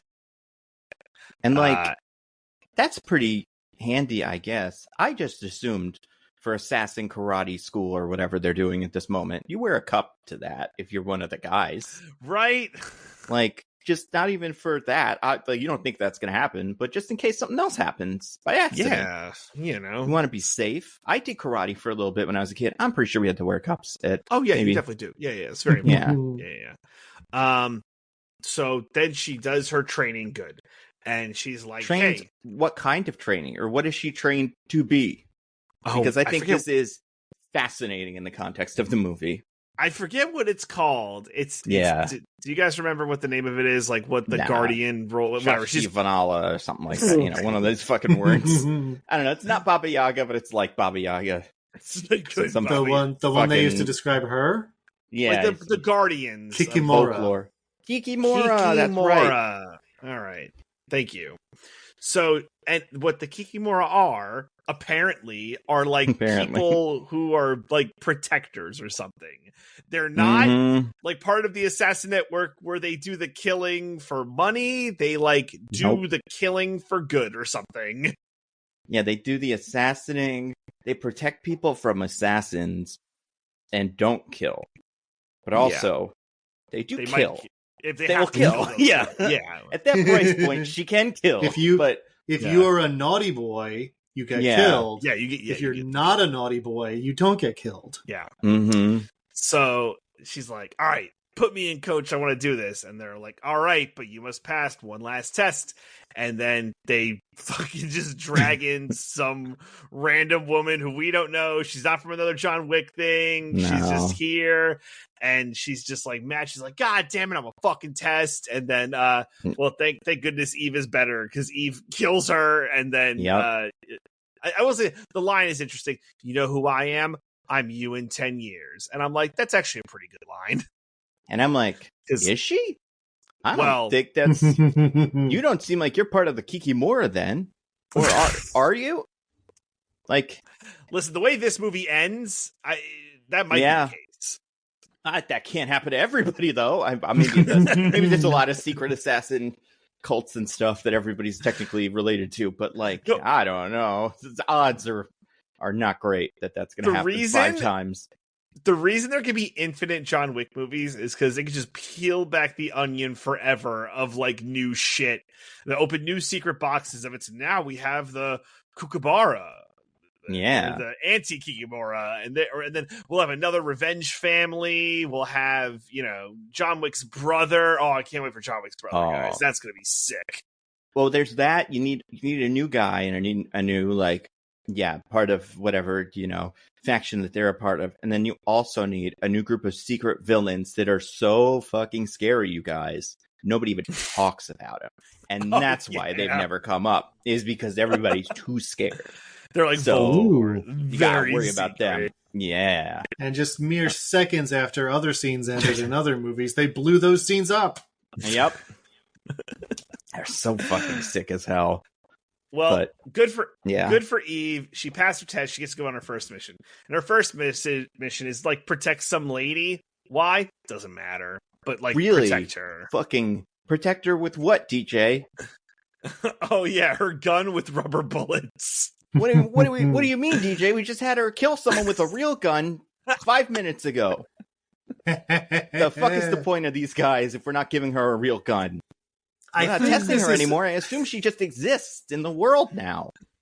I think this is about getting the gun into past club security and not about testing her. I mean, I don't know. Yeah, I feel like she could probably. But also there's a bunch of moments in this fight where she doesn't kill guys she could kill, because it's Kikimoras don't kill unless they have to. Yeah, but who gives a fuck? Just kill. Yeah, I agree. You're part of John Wick. You know him, right? He's part of your guys. Yeah, I'm not playing Hitman Agent 47 where I get deducted points if I kill too much. Why maybe are the she Romas? does. Maybe. We see later. She sends the little picture and it's 750,000. Maybe it's supposed to be 1 million, but she killed a bunch of guys, so she lost 250,000. Damn. At the end of every assassin mission, she just stands there for a second, and then you get big C comes next to her head, and she's like, ugh. And then she gets a third of as much money as she was expecting. And then she's like, I'm not going to do it again. Whatever. We got to move on. It'll be a C in the books for me. Yep. Well, she passes her test, and now she's full-blown Kikimora. And I think we fast forward 2 years to where 2 months. 2 months, I'm sorry. Mm-hmm. Okay, now it gets fuzzy. Now my hubris comes crashing down. Now we got it. Now we're how the mighty have already fallen. No, we're cool. I think you can guess the next thing, right? It's the John Wick thing, right? Is that the next thing that happens? No, that already happened at this point. Oh yeah, that happened when she was at school. Oh, right? I apologize for... That happened before she went on the club mission. Sorry. Yeah. I should have mentioned this because I guess it matters. It actually matters because I do want to talk about this later. Mm-hmm. We see the scene. We see the scene from John Wick 3 where his ticket is torn and he gets banished from the Ruska Roma because he had to get an extra special coin or some shit, and then he brought it to them. Escape or something. Or this is the point. I don't know. This was in 3, which is already the worst one, and it's at this point, the layers of rules and stuff has they started to lose the thread. Yeah, and there's so many things you could trade in for different things. Mm-hmm. I looked at this on the video because like two of the best fight scenes, the fight scene in the library is in 3, where he fights that big giant man with the book. Mm-hmm. What's up? The stairs are in 3, right? Well, stairs are in 4. Which stairs? Oh, they're in 4. Damn. The one where he falls down them a million times. There's 2 different stairs. Oh, really? Which one are you thinking of? You're thinking of the one where he shoots up the stairs, or the one where he falls down the stairs? Falls down the stairs. That's 4. Yeah, that's 4. Damn. I was thinking the other good one is the knife room, where there's just like fucking cases of knives, and they keep grabbing knives and tossing. That's also in 3, and that's pretty fun. Okay, all right. There's probably other good stuff in 3, but those are like 2 all-timer John Wick scenes. Right. Well, anyway, that happened. So now I can do this. Well, wait, what does John Wick say to her? Or what do they... Oh, yeah. It's like, he's like, I'm trying to get out. And then... Yeah, is that what it is, DJ? Is that what it is? I don't know if that... I mean, like, it's not that, but it's not that. She says, like, how do you get out of here? And then he's like... Remember what he says? The door's unlocked. No. Door's unlocked. Just walk out the door. And then she's like, no, I want to be a badass like you and kill people. And even though I'm a Kukimura and this seems like it's a different, like little sphere. And how do I do that? And then he says, looks like you already have or something. And you're like, whoa, John Wick seems to know who she is or something. Like, she should call her in the future. If he has a problem. Yeah, she's Be like, oh, yeah, right, Nando, that's a pretty good Wilson Fisk. Yeah, I think right? That's a really good Wilson Fisk. Similar guys. Hey, you forget, city though. Is broken. I was thinking, you forget how funny John Wick speaks in these. Like, I know. It's fine. It's like this. And, like, it does kind of feel like Wilson Fisk, but it's very nice. Yours is very Wilson Fisk, I would say. More friendly. Want to tilt a pig's head up so that it can see the stars for the first time. Is that in this? I'm like jumping 2 layers without telling you anything. That's a famous tweet from one Vincent D'Onofrio. I was gonna say, I have heard that before. I didn't know he did that. How interesting. That is interesting. Right, so that scene happened, and then I'm trying to figure out what happens after the mission. The car... Well, then we just go to the next mission. The one that she already did yesterday, or whatever. Yeah, then we get to the 2-month time skip. Right. Yeah. So she's in the bathroom. Yeah. And she gets deducted the $250,000 for all the murders, like we said. Right. But then she has to go, like, pick up all her shit. Mm-hmm. That scene all where the knives she threw at people. Your favorite part of John Wick was missing all the John Wick stuff from before. I know. I guess there was some John Wick in here. Yeah. That was fun. And then she's able to get to the main floor. The guy's like, did you do a fucking John Wick? She's like, no, I didn't do a John Wick. No, the guy says, were you stuck in the elevator? Because the elevator hasn't been working because a dead man was stuck in it. Yeah. Mm-hmm. And she's like, yeah, I was stuck. It was scary. What a presumption. Like, let her... Actually, let's go for first... Oh. Hey, man, you're pretty bad at your job. I don't know what you're supposed to be doing, but don't, like, give her an out. Give, like, what were you doing? That's not... he's not a guy who works there. It's like a club or something, and he's like, man, were you stuck in there? Why hasn't the elevator been working? See, I don't know. in our world, the non-John Wick world, I would accept that answer. However, we just got out of a John Wick fight in one of those clubs where everyone's doing John Wick fighting and everybody else is dancing. Like, we're in this world where everybody's an assassin until, like, proven otherwise. And, like, I would assume if this is a club where some assassin stuff can happen, that means everybody there is ready for it. So, well, you say totally that, but agree. the last club that she did assassin stuff at, most people weren't assassins because they got all scared when people started fighting and shooting bullets. But we not never that know. Scared, like. Well, they knew they were rubber bullets, so they're like, I don't want to be here, but also those are fine. Also, like, I mean, just to contextualize for anyone who maybe hasn't seen a John Wick and is here joining us today. Hi, hello, good to have you here. They made all of Central Park stop in one of these. Oh yeah, and every unhoused person is in John Wick Assassin Universe. So yeah, they all work for is that Lawrence Fishburne? Yeah, the Birdman or something, or like he has which is the Lawrence name like Fishburne. the Bye Bye Man or something. Bye. It's something like that. That's it. I'm not that far off. The night boy. It's the I Bye think Bye it's Man something is from about the Bowery. The Bye Bye Man is from that's like one From of those the shitty Bye-Bye horror. Man. From the Bye Bye Man. It's a Blumhousey horror movie. Mm-hmm. Is he like the bird keeper? Is that what he's called? The penguin or not the penguin? The pigeon Bowery Man. King. The Bowery King. Oh, okay, Right. that's okay. It's not a great name. Well- You should come up with a cooler name. All this is to say, to Nando's point, everyone's in this world. No one's not in this world. Yeah, Except for the people who aren't. except for the people who aren't. Yeah, every so often we meet one of them, but there's bits get where shot. like you're like, oh, these people aren't in the world. They are, and like, yeah. Later, when we go to the village, literally everyone's in the Well- world in that one. Well, okay, but that's the Exactly. point of the village. Well, It's also what an America is too. I guess America Yeah. is like its own thing, but it's like yeah. the full assassin network. Mhm. All right. Well, anyway, so she gets out, and then as she's leaving, there's a car that just goes to hit her. My Hey. God. Hey, I have a. yeah.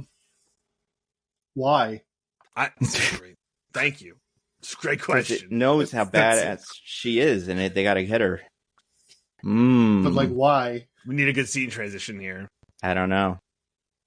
Yeah. I really, 'Cause- yeah.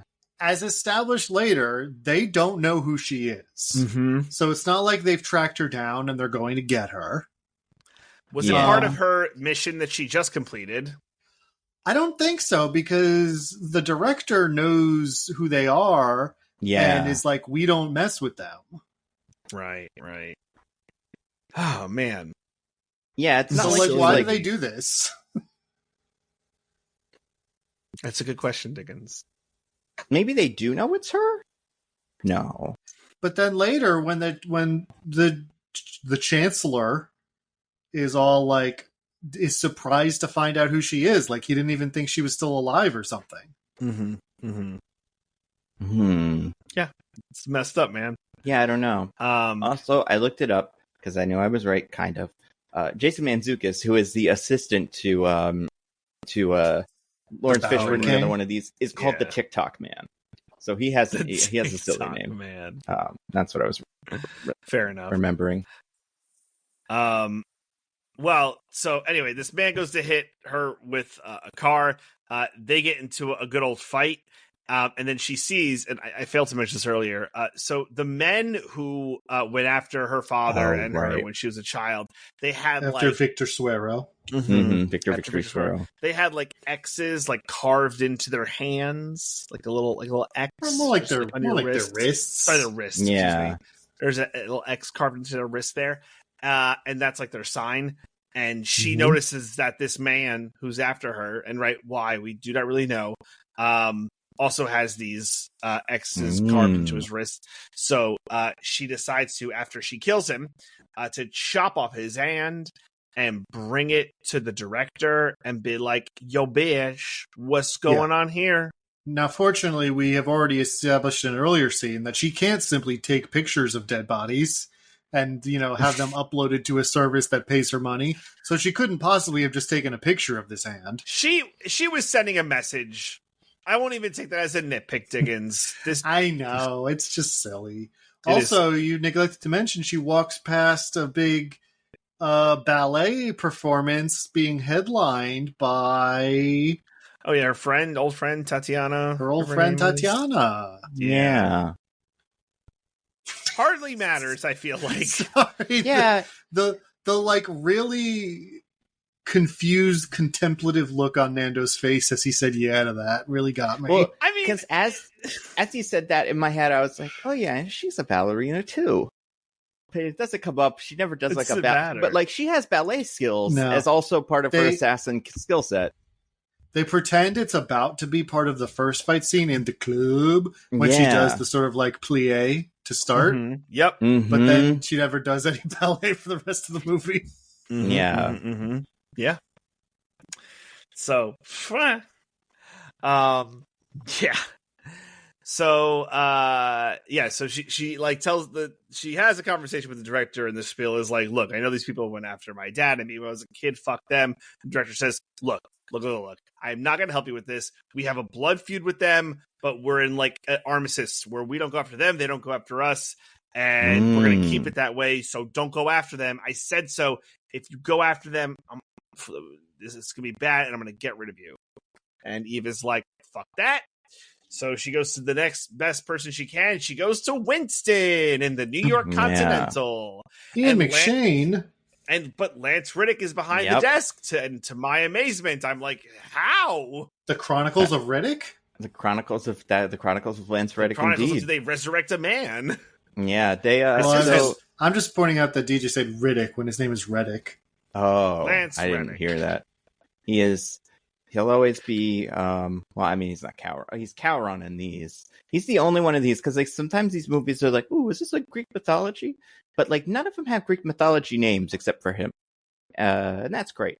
But yeah, he apparently, because this movie's been in production for so long and shit, they did shoot a scene with him before he died, and because like he died before 4. Like I remember right before 4 too. Mm-hmm. Yeah, it was like a big deal because he was in 4 and he dies in 4, and that was a complete coincidence. Yeah, when did that come out? Like 2-3 years ago? I want to say 23. That sounds right. 2023. So yeah, this is one of the longer ones I feel like of like guys dead, last appearance in a movie. Yeah, right. But you know, good for him, I guess. It's fine. Yeah, he's in there. No, I liked seeing him again, even though it was limited time. But anyway, so Eve goes to Winston, is like, "Fucking tell me what's up," and he's like, I mean, I shouldn't, but you know, because I'm a little stinker, I'm gonna give you a lead. Not because he's a little stinker, DJ. It's because click, click, click, boom, or whatever. The fucking coins are back. She hands him a coin, and he's like, "Well, I have to now." No, that's not what that means, though. It is, isn't it? Yeah, it is. It's a favor. No, DJ, you're getting confused. You think that's a money coin like from John Wick 1, and that's not what it is. This is a favor coin from John Wick 2. Mega double coin.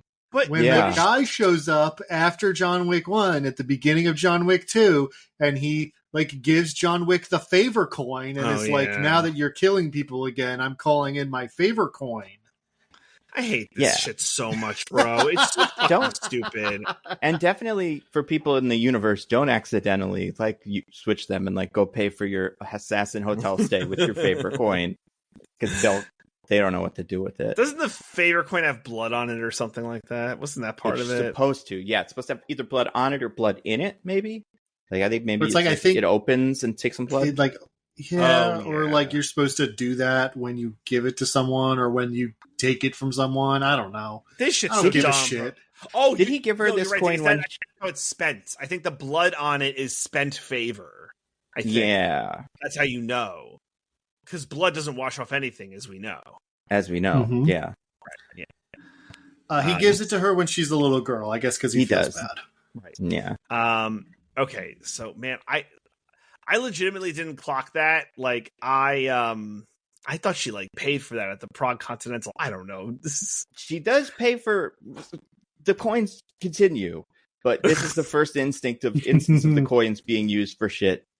And okay, I hate it. All right. Well, I guess she uses the favor coin to get Winston to give her a lead.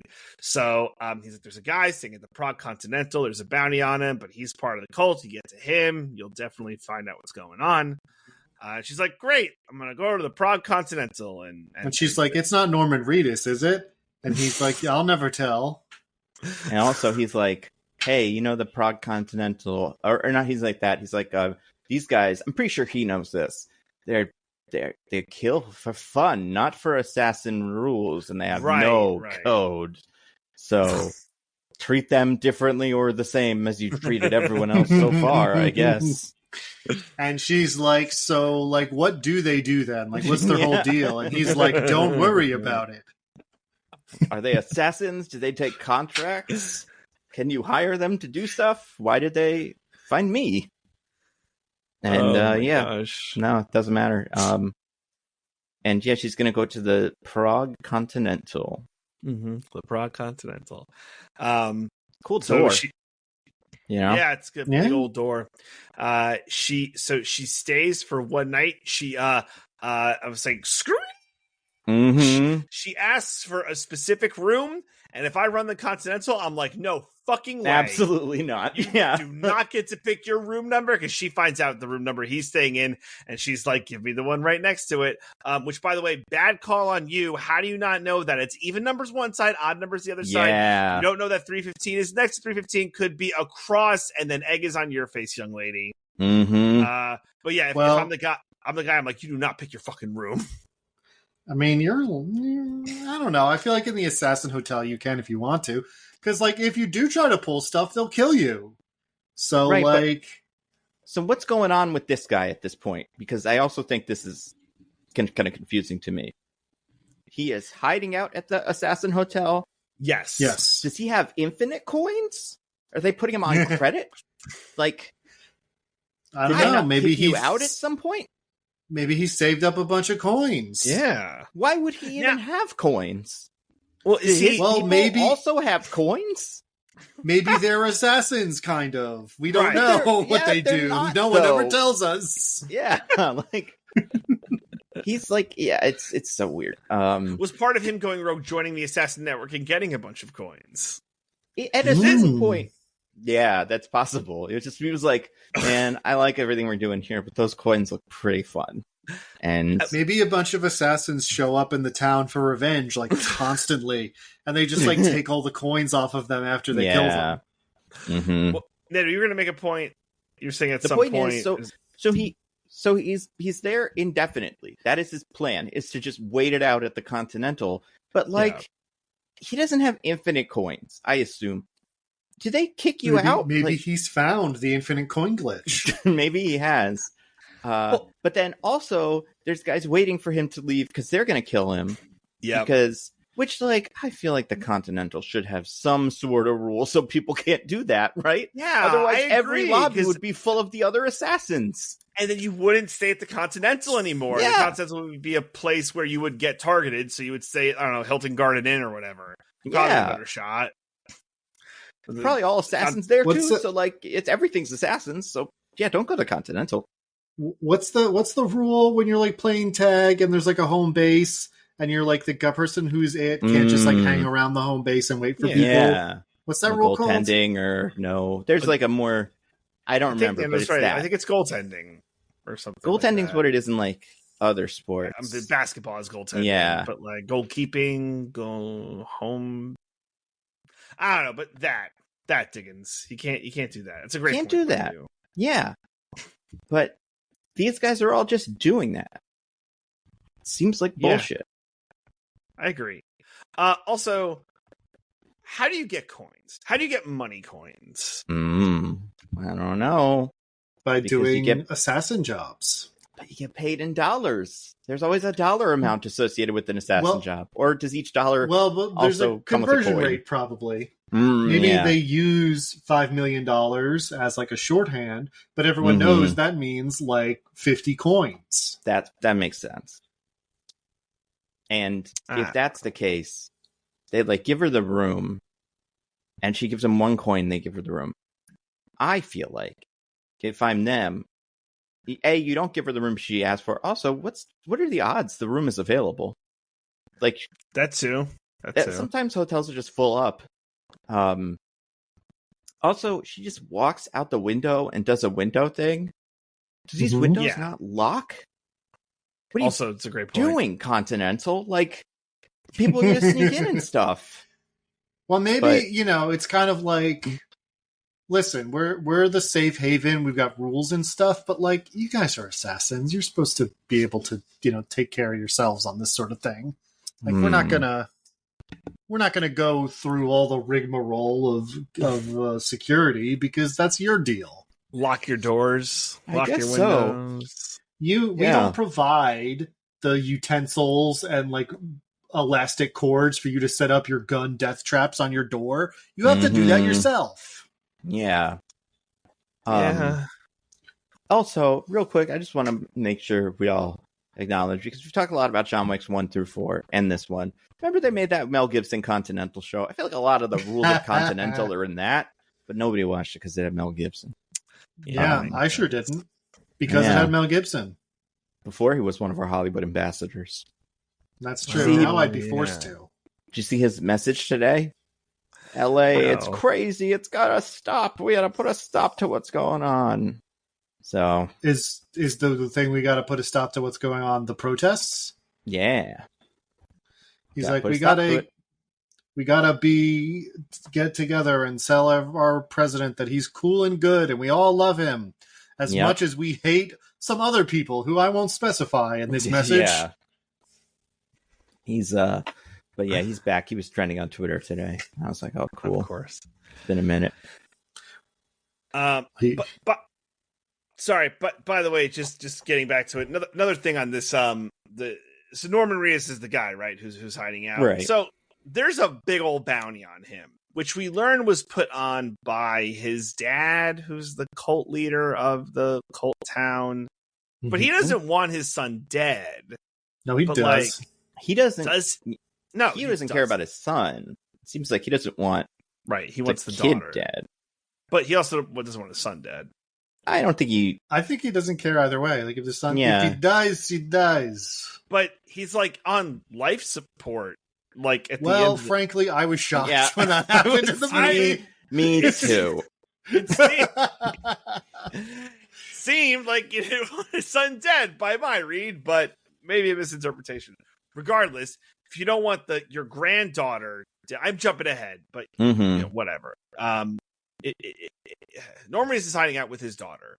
He ran away from this cult with his daughter, and Norman Reedus' dad wants his granddaughter back. You're setting assassins after your son. Your granddaughter's with your son. She might get caught in the crossfire. Like, what are you doing? Oh yeah, for sure. You just trust that everyone is super well trained and that they won't make an oopsie. Don't kill child, please. Or if they do, then he's like, well, time to make another one. Yeah. Right. Yeah. And I just found that interesting. So she gets in the room and I forget, she's like, what's going on with all this? And he's like, look, just come with me. That's my daughter. There's people after us. We got to get the fuck out of here. In which so at some point, right, I think the woman who, she must be a part of the assassin network and is also part of the cult. She's working for the main bad guy, and she doubles the bounty on Norman Reedus, and then everyone's like, all right, let's kick it into high gear, which, like, I guess, I don't know how big the 2 million difference. I think it's 2 million to 4 million. I don't know how big the difference is, but but what's I guess their that's plan? Wow, look at Mr. Moneybags here, who's like $2 million. I mean, that's barely anything. I mean, but they to get excommunicadoed. Yeah, yes. What are you going to do with it? Exactly. You get no money then, and everyone's after you. Like if you're not willing to do it for 2 million, why are you willing to do it for 4 million? Because also you're probably not going to get your money anyway. Right. I don't know how the rules work, right? But what was the bounty on John Wick in the first one? It's an insane number. I'll look at it. I can find it. 20 million. It's like some insane number. But these guys, no one is going after John Wick in the Continental, I think, because the whole thing is you can't. Although I guess it's the whole premise. But one person does. Right, That's what I pointed out earlier. Maybe the Prague Continental is like the shitty Continental. It seems like it. Even though they have the coolest door. Yeah, they have a great door. But anyway, people are just like, fuck it. And they're like, we're going to kill a guy in the Continental, which, I guess chaos ensues. A lot of John Wicking happens. Norman Reedus protects his daughter. They're able to get outside, but the cult guys are there, and they do such a good job. They get Norman Reedus. We think he's dead, but it turns out he's not. And then they get the daughter, and then the Prague Continental people get Eve. Because, she didn't break the rules, but she was part of the whole scuttlebutt to the point where the Prague Continental kills the other two assassins that were trying to get Norman Reedus, but doesn't kill her. But he's like, you got to get out of here. But why did they not kill her? Well, I thought the scene was kind of funny. Yeah. She didn't technically break a rule, right? But there was no, plea thing. It seems like she was just like, I didn't break the rules. And they're like, oh, cool. And then they just didn't shoot her. But the other two people were like, I did break the rules. Send me to assassin hell. I assume that there are cameras in this hotel, and they looked at them and were like, well, they clearly broke into the room and started firing. Like, we know she didn't start it. I was thinking this, though, they put her in the firing line as an intimidation ploy. Like, she's in the middle and she's flanked on both sides. And then the Prague Continental staff are lined up across from her, with their guns up, and they shoot the people on Eve's flanks. But, if one guy, didn't get the memo and shoots her, it's like, it's like, oh, what? I told you only the two on the end. I'd be like, bro, you put people in a firing line, I'm going to shoot them. You want me to just, not shoot the person in the firing line? What are we doing? They're also, machine guns. Famously, that too. They got some spread on them. Yeah, right? I think, you at least pull the person out and be like, okay, you're good. And then, just shoot the other two. But I think tactically, as an intimidation tactic, I guess it's good, but it's that person's probably going to wind up dying anyway. So now she's like, I gotta go hunt me a guy. So how does she figure out where they are? Does she? Oh, well, right. She goes back home. No, to the Bruce. Incorrect. I also forget. She decides that she needs to arm up. So she takes her coins. Oh, right. And goes to our weapons dealer, man. But how did... Oh, right. Okay, it's like, hey, guy. They do their little banter. Their little John Wick banter. Oh, right. I want the good stuff. Under the table. Blah, blah, blah. Well, did Norman Reedus tell her to go there? No, she just does. She knew to. Okay. Well, because he's just a guy who sells guns.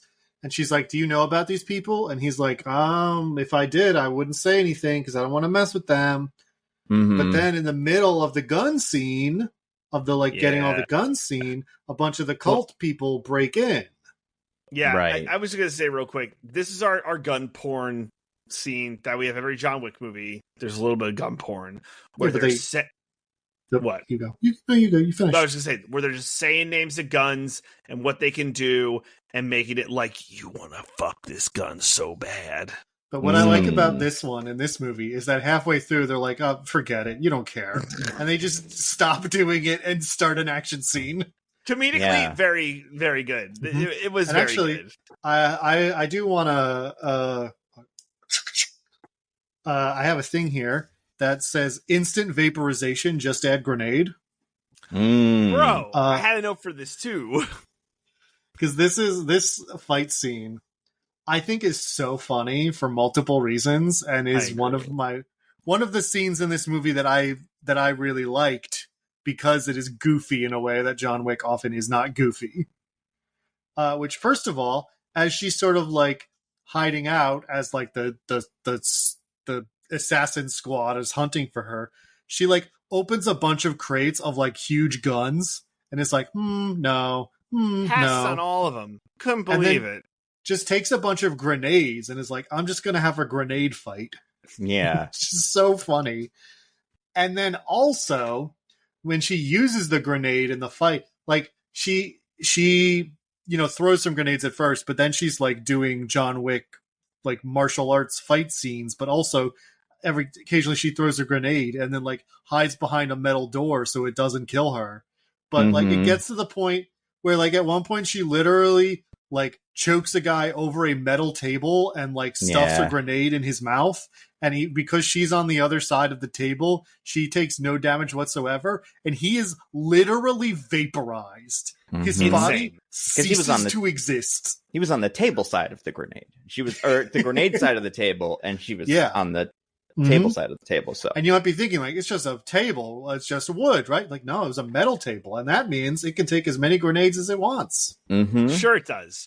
Yeah. Sure it does. And grenades are like they're like light. Grenades only go like above obstacles. They can't go over them. Mm-hmm. So if you have a grenade below, like on the other side of like a knee-high metal thing, and you're ducked down, then the grenade can't hurt you. Yeah. Another nuance with this, which would be insane for that many grenades that she lets off, because they're not in like an open air space, they're in like a room. The pressure would be like insane. Oh my god, yeah, grenades famously quiet and like things you can just be like, yeah, like that could legitimately like make you deaf. Yeah, like and wood. Like she sets grenades off like a foot away from her. Yeah. She probably can't hear afterwards. Like, what? It's like, cannot hear. I mean, I do think this movie, these movies a lot of times play fast and loose with like how loud guns are and stuff, and the guns are very loud, but nothing is louder than grenades. Like, I don't think they could be worse, and yeah, but it's pretty cool. Well, it's a fun fight with a lot of grenades, but she kills all the guys, which is good. And then the gunman's like, I'm fucking mad. She's like, can I take your ride? And he's like, take my ride. And then she takes his car and drives off. And he tells her where they are. Yeah, he tells her where to go. Also, he tells her, not tells her, but before this, we learned his name because the movie is weird about this. I think it's quite clever. You remember his name? I don't. Diggins? Charles. Oh no, it's much more. Is it Hephaestus or something? Like nope. He says, I don't remember how this happens in the movie exactly, but she's like, "Hi, who are you?" No, I don't even think that's it. I think she's like, "I'd like to buy a gun," and he says, "Well, let me be Frank." And he points to his name tag that says Frank. Like, no, I don't think. Can I be Frank? Can with I you? be Frank? Yeah, and you can just see the big name tag. It's so stupid. I love it. What's the name tags, man? This is the John Wick universe. No one has ever. And also, his name's just Frank. It's not Winston or Charon or like the Murder King. And we're in Prague. It's just Frank. That's true. We are in Prague. And also, are you fucking like? Are you not the only person here? Like, do you not own this? Why do you have a name? Like, everything so far has been bespoke and mom and poppy as fuck. But this guy is a franchise, I guess, and he's required to wear his name tag and greet VIP guests as they walk in the store. It's so weird. But yeah, there was a while where I was like, is this going to be like a guy? And I think if this kept going, he would be a guy. Like we'd be psyched to see Frank in Ballerina too. And Ballerina 2 should be like, man, I don't know if I can make it through this one. And then from off screen, you'd hear, well, may I be frank with you? And it's kind of return, and the audience would go wild. They'd be like, it's Frank! Yeah! It's Frank! We love Frank so much! It'd be like in those videos that people took in the theater because they're sociopaths of people applauding when the Avengers stuff happens, except it's for Frank. That's right, for Frank. He's by the way, this actor is in a couple of things that I like. I recognize him, not recognize him. He's in The Great. He was also in Dag in The Marvels. Remember The Marvels? He's that guy who's like maybe an Asgardian who's like a million years old, and he's like working in a Fury or some shit. Also in 2 episodes of Andor, first or second and third episode of first season. So he's all over the place. This guy. Is he the one in Marvels is being told how important insurance is by Dad. Kamala's dad? Yeah. Wait a second. Why is he telling her about insurance? He works at a bank, right? Kamala's dad?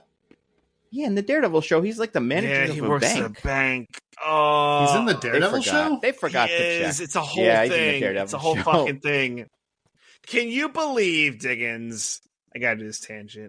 That Daredevil, he needs a loan for his law practice. He needs a loan.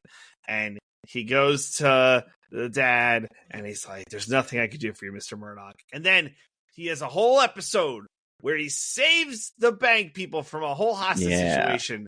And at the end, you think that is going to be like, all right, Mr. Murdoch, I'm going to help you out now. But no, he says, I'm sorry, Mr. Murdoch, I still can't help you out. Come on. Well, what do you mean he saves? I mean, they don't know that Daredevil is No, Murdoch, he's as right? Matt Murdock. He as Matt Murdock saves everyone. Yeah, it's the way it is. Like by the end of this, the bank should be buying him a new house or something, considering how. But also, he's kind of the only person that knows how much karate he did is Yusuf Khan, because he's the only one that was like with him in the basement. Mm-hmm. But yeah, I don't know. Also, Yusuf Khan is like a huge Miss Marvel fan, so I feel like if I'm him, I'm guessing everybody I meet is a superhero. So like, I think I'd be like, oh, are you Daredevil? Like, cool. Like, even though he doesn't know he's blind, I'd be like, you're about the height seems like Daredevil is, but I don't know. There's Spider-Man, I guess. Huge Miss Marvel fan? His daughter? Captain. Yeah. Well, yes, he is. He doesn't. So he knows that she's her from the show, but he also like brags about Jersey City's superhero to Matt. Jersey City's as superhero, if he's Miss trying Marvel, to like sell, hype her up. You know, like he's like a show mom. You know, who's like filtering into the crowd and being like, wow, that Jennifer girl's doing a really good job. And then like, walks back out, you know. Top of the pyramid, perfect form. My goodness. Mm-hmm. Who taught her that? And yeah, so it's interesting. But yeah, he's back, baby. The dad from Miss Marvel. Anyway, so that guy was in that thing. He's great. Okay. Yeah. Frank I guess I only bring it up because he's like the only character she gets that's not a borrowed John Wick character or someone who's dead. Like, he really does feel like the only one who would be back in the second one of these. And I think that's important. They just kind of don't have a lot of faith in it. The next John Wick name I would pitch is like someone should be like you know, I'm a huge stan for John Wick. Yeah.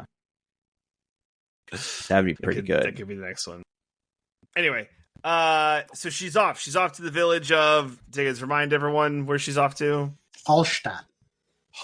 Yeah. In Austria. Which, you know, apparently a real place. Not like this, but like real, you know. I don't know. Did they film it there? No, they filmed it in Switzerland. Probably not, right? Yeah, that makes sense. Also, I looked it up. His bounty of $14 million at the end of John Wick 2, going from 2 to 3. So that seems like the highest bounty we've seen in these so far. Maybe there's a slightly higher one in 4, but yeah, pretty good. So she's off to Hallstatt. Yeah, that is pretty good, Nando. Sorry, I'm trying to remember the next thing. So she gets into the village. And she's like, this is kind of weird village vibes here. By now, does the main bad guy, what's his name? Do we know his name? Big Daddy? The Chancellor. The Chancellor. The Chancellor. Yeah. He knows that Eve is Ruska Roma, right? I think it's already been learned. Yes, or because no? she's in trouble for interfering or something, maybe, or something. Yeah. Right? I can't remember if he knows now or if he knows he doesn't know in the who middle she of is. the skirmish. He does not know who she is at this moment. Okay. Right. She's just the person who got in the way when they were getting his granddaughter. Sure. Oh, right. So he assumes that she's after her. Right. So she goes to the village and like the vibes are off. And then, you know, the Chancellor's like, all right, like, you know, get her because she's an outsider. The way this village is set up, by the way, everyone in the village is in this cult. The cult is run by the Chancellor. This cult is the rival cult for the Ruska Roma. They are not assassins. They just kill for fun. Although I guess it would help if they killed for bounty sometimes, right? Like you would imagine, like to keep an economy up and running, like you wouldn't just kill for fun. You would be part of the assassin network because that one girl is, right? She posts the bounty for Norman Reedus. So you assume some of them would like, all right, let's kill for money, even though they also kill for fun. It's weird. Who would kill for fun in this universe? You could get a lot of money for killing. Kill for money. Killing for fun seems stupid. Right? You could get some money. DJ's advice to all you listeners out there. If you're going to kill someone, make sure to get paid for it. I mean, that bag, right? Things getting bleak out there. Wait, so real quick. Yeah. And I know we've kind of talked about this. So like, this is in Austria, right? Yeah. The Chancellor is Austrian. Yeah. Yes.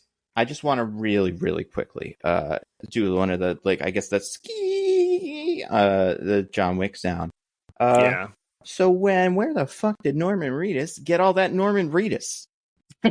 He's his son who just left the thing with the daughter from the thing. Correct. Now, there's no way, and I think this is like a really, that's a big like what's the word? Like plot point from another thing that they kind of had to smush into this, but like there's no more specifically fucking one guy than Norman Reedus. Like, he only plays dudes with fucking beards or whatever, goatees and motorcycles and shit. Like, I haven't played Death Stranding, but I'm sure he's a Norman Reedus type in that too. But like, he's got the hair. Yeah. And part of me would go, oh, it's not his daughter. Or like, it's his daughter, but he's not related to the guy. If I had to just guess, except the daughter has dark skin, so it would suggest that the mom is, you know what I mean? Like, if the kid person was, of color, I'd just go, probably. oh, there's a mom that's something that connects them. She met him when she left and then ended up in the bayou where you find a Norman Reedus, and that's why he's around. But no, they make it so that it has to be him and he has to be from there. And it just doesn't make any sense. Like, none of it tracks. Well, a lot of people don't know this. Southern accents are a recessive gene. Oh, yeah? Yeah, so like you can have like an Austrian man and like his Austrian wife, and they have a kid, and you expect Austrian kid. But they both carried the Norman Reedus gene, the Southern gene. Mm-hmm. And if they both end up passing on that gene, then you end up with a Norman Reedus kid, even though you're both Austrian. What a bummer that must be for Austrians to have a Norman Reedus kid. Nothing wrong with Norman Reedus as a person, but like doesn't feel like he would fit in this. Well, why do you think he ended up trying to leave? Yeah, that's a good point. Probably like, I want to be with my people, free in Atlanta or whatever. Yeah, riding a motorcycle, kill these zombies with a crossbow. Yeah, in one being of my the many one part spin-offs. of that show that everyone liked. Yeah. Simone for a little bit, maybe, hard to tell. Mm-hmm. But anyway. I just, it's really, really bizarre that he's that. Yeah, I agree. Wait, so is he her brother? What? Wait. No, she's not also like a daughter of the Chancellor. She's just some person from the city. Right. She's just from the town. It's a small enough town. I don't think they I would imagine they're all kind of related. Well, it's not clear if they're, if it's a totally insular community or if like people go there. You know what I mean? Right. Yeah, that's true. I guess it's weird because they look super, when we see everybody we see in the rest of the movie is going to look like some white guy from Austria or something. Mm-hmm. But somehow Daryl Dixon and Victor Suero were also there and then left at some point. And it just doesn't make any sense. It's kind of implied that Victor Suero was originally a Rusko Roma. Yeah. And I guess joined the cult family for his wife. Mm-hmm. I don't know. These are all clearly things that existed in other versions of this script that they sort of had to make sense in the new version. Yeah. Yeah. But then what happens, DJ? When they have a big fight. They have a big fight, and then I believe she's subdued. Right. Yeah, I just want to real quick. Yeah. Just draw attention to what I have here as some Looney Tunes shit. Okay. Yeah. Oh, cool. Yeah. I loved. So she has a big fight with a guy in like a bar, and when it's not yet clear that everyone in the town is evil. Yeah. And then she's like trying to get out when like police are coming or whatever, and the bartender is like there with a kitchen knife, like she's scared, and Ana de Armas is like, "I'm not going to hurt you," and then she's in on it, and they have a knife fight, and then my favorite part of the knife fight, Ana de Armas tries to pull out her gun, but they like both tumble over and a bunch of plates fall, and the gun's under one of the plates, so they're all like shell game, like looking under the plates, but also like whenever they pick up a plate, they just smash it over the other one's head over and over again, like they're Donald and Daffy Duck. Mm-hmm. It's so it's pretty good. And I that did reminds like me, the moments of that in this movie. the other bit in that fight that I love is she locks her in the ice like chest or like the walk-in freezer, and then she gets out of the walk-in freezer right as somebody else comes in and shoots them by accident or something. I can't remember how that goes, but that was also really, really good. It's almost like for about 10 seconds in little 10-second increments, this movie has like an identity, but then it just forgets about that and goes back to John Wick, like, you know, outfit and stuff. But this is what I'm saying. Like, my favorite parts of this movie are when it goes like full kind of slapstick. And I think it's so funny. No, it is. That part is pretty cool. I'm trying to, I believe she gets subdued at this point, right? Right, yeah. After she runs through Resident Evil Village for a while. Yeah. She gets caught. Because she has to fight like a whole family of like husband and wife in their backyard. That's pretty cool. And they overpower her. I believe this is where they learn she's Ruska Roma because she's got the tattoo. Yeah, the tattoos give you away. Huge giveaway. And then he calls the director, Angelica like, Houston. Yo, bitch, what's going on? And she's like, she's not with us. She's on her own. She's rogue. And the Chancellor's like, fuck you. I don't care. I'm coming after you people. You're done. And she's like, look, if I could get someone. Wow, she doesn't say that yet. She doesn't say that part you're about to say yet. Yeah. Right. Sorry. Yeah. And I'm like, I don't know. If she's like fully like, you can kill her, I don't care, this isn't a sanctioned thing, I would be like, all right, I guess I won't start a huge war that will get 1 million people killed then. Yeah. Especially because like we're the secret ones who nobody talks about, and you know, I don't know, we kind of probably want to maintain that anonymity for as long as we can. Because we're going to have to kill every assassin on Earth. Guy. Yeah. That's true. Yeah. You gotta show up in like a big game. But then if I'm Angelica Houston, I would also be like, so wait, why did you just like randomly attack her the other day then? Right? Yeah. It's like part of this shit. It's like, no, we kill for fun. That's like part of our thing. Coincidence. I didn't know she was just Roma. But she just John Wicked like 100 dudes. How could you not know? Right? So, how does she escape? I know it's kind of like does. I think right. Nonsense shit. Well, the Chancellor leaves to tell the one woman we've been seeing that Ana de Armas is her sister because she says like, you killed my dad, and he figures out like, oh, you're Eve. Yeah. And then while they're in the other room, they just hear some gunshots, and it turns out she did some John Wick shit, and she's out. Yeah. Yep. Very good at that. There's a chase, classic chase, and then she winds up in a house. The woman like gets in there, and she's like, "Guess what? I'm your sister. There were 2 of us. Dad took you and escaped. I was forced to stay here. Kind of sucks, but we're hoping you can get a better life. But now you're here, killing again. Back to us." Flat circle or whatever. Yeah, she's like, killing's in your blood. And Ana de Armas is like, is that like a theme of the movie? And her sister's like, I don't know. Yeah, none of us know these things. But then the boys in the village, they've had enough. So the Chancellor's like, blow the house up. And they're like, wait, like that girl, like she's in there. She's like one of us. The Chancellor's like, I don't give a fuck. Blow that shit up. I'm done. And everyone's like, you heard the Chancellor. They blow up the house. Oh my God.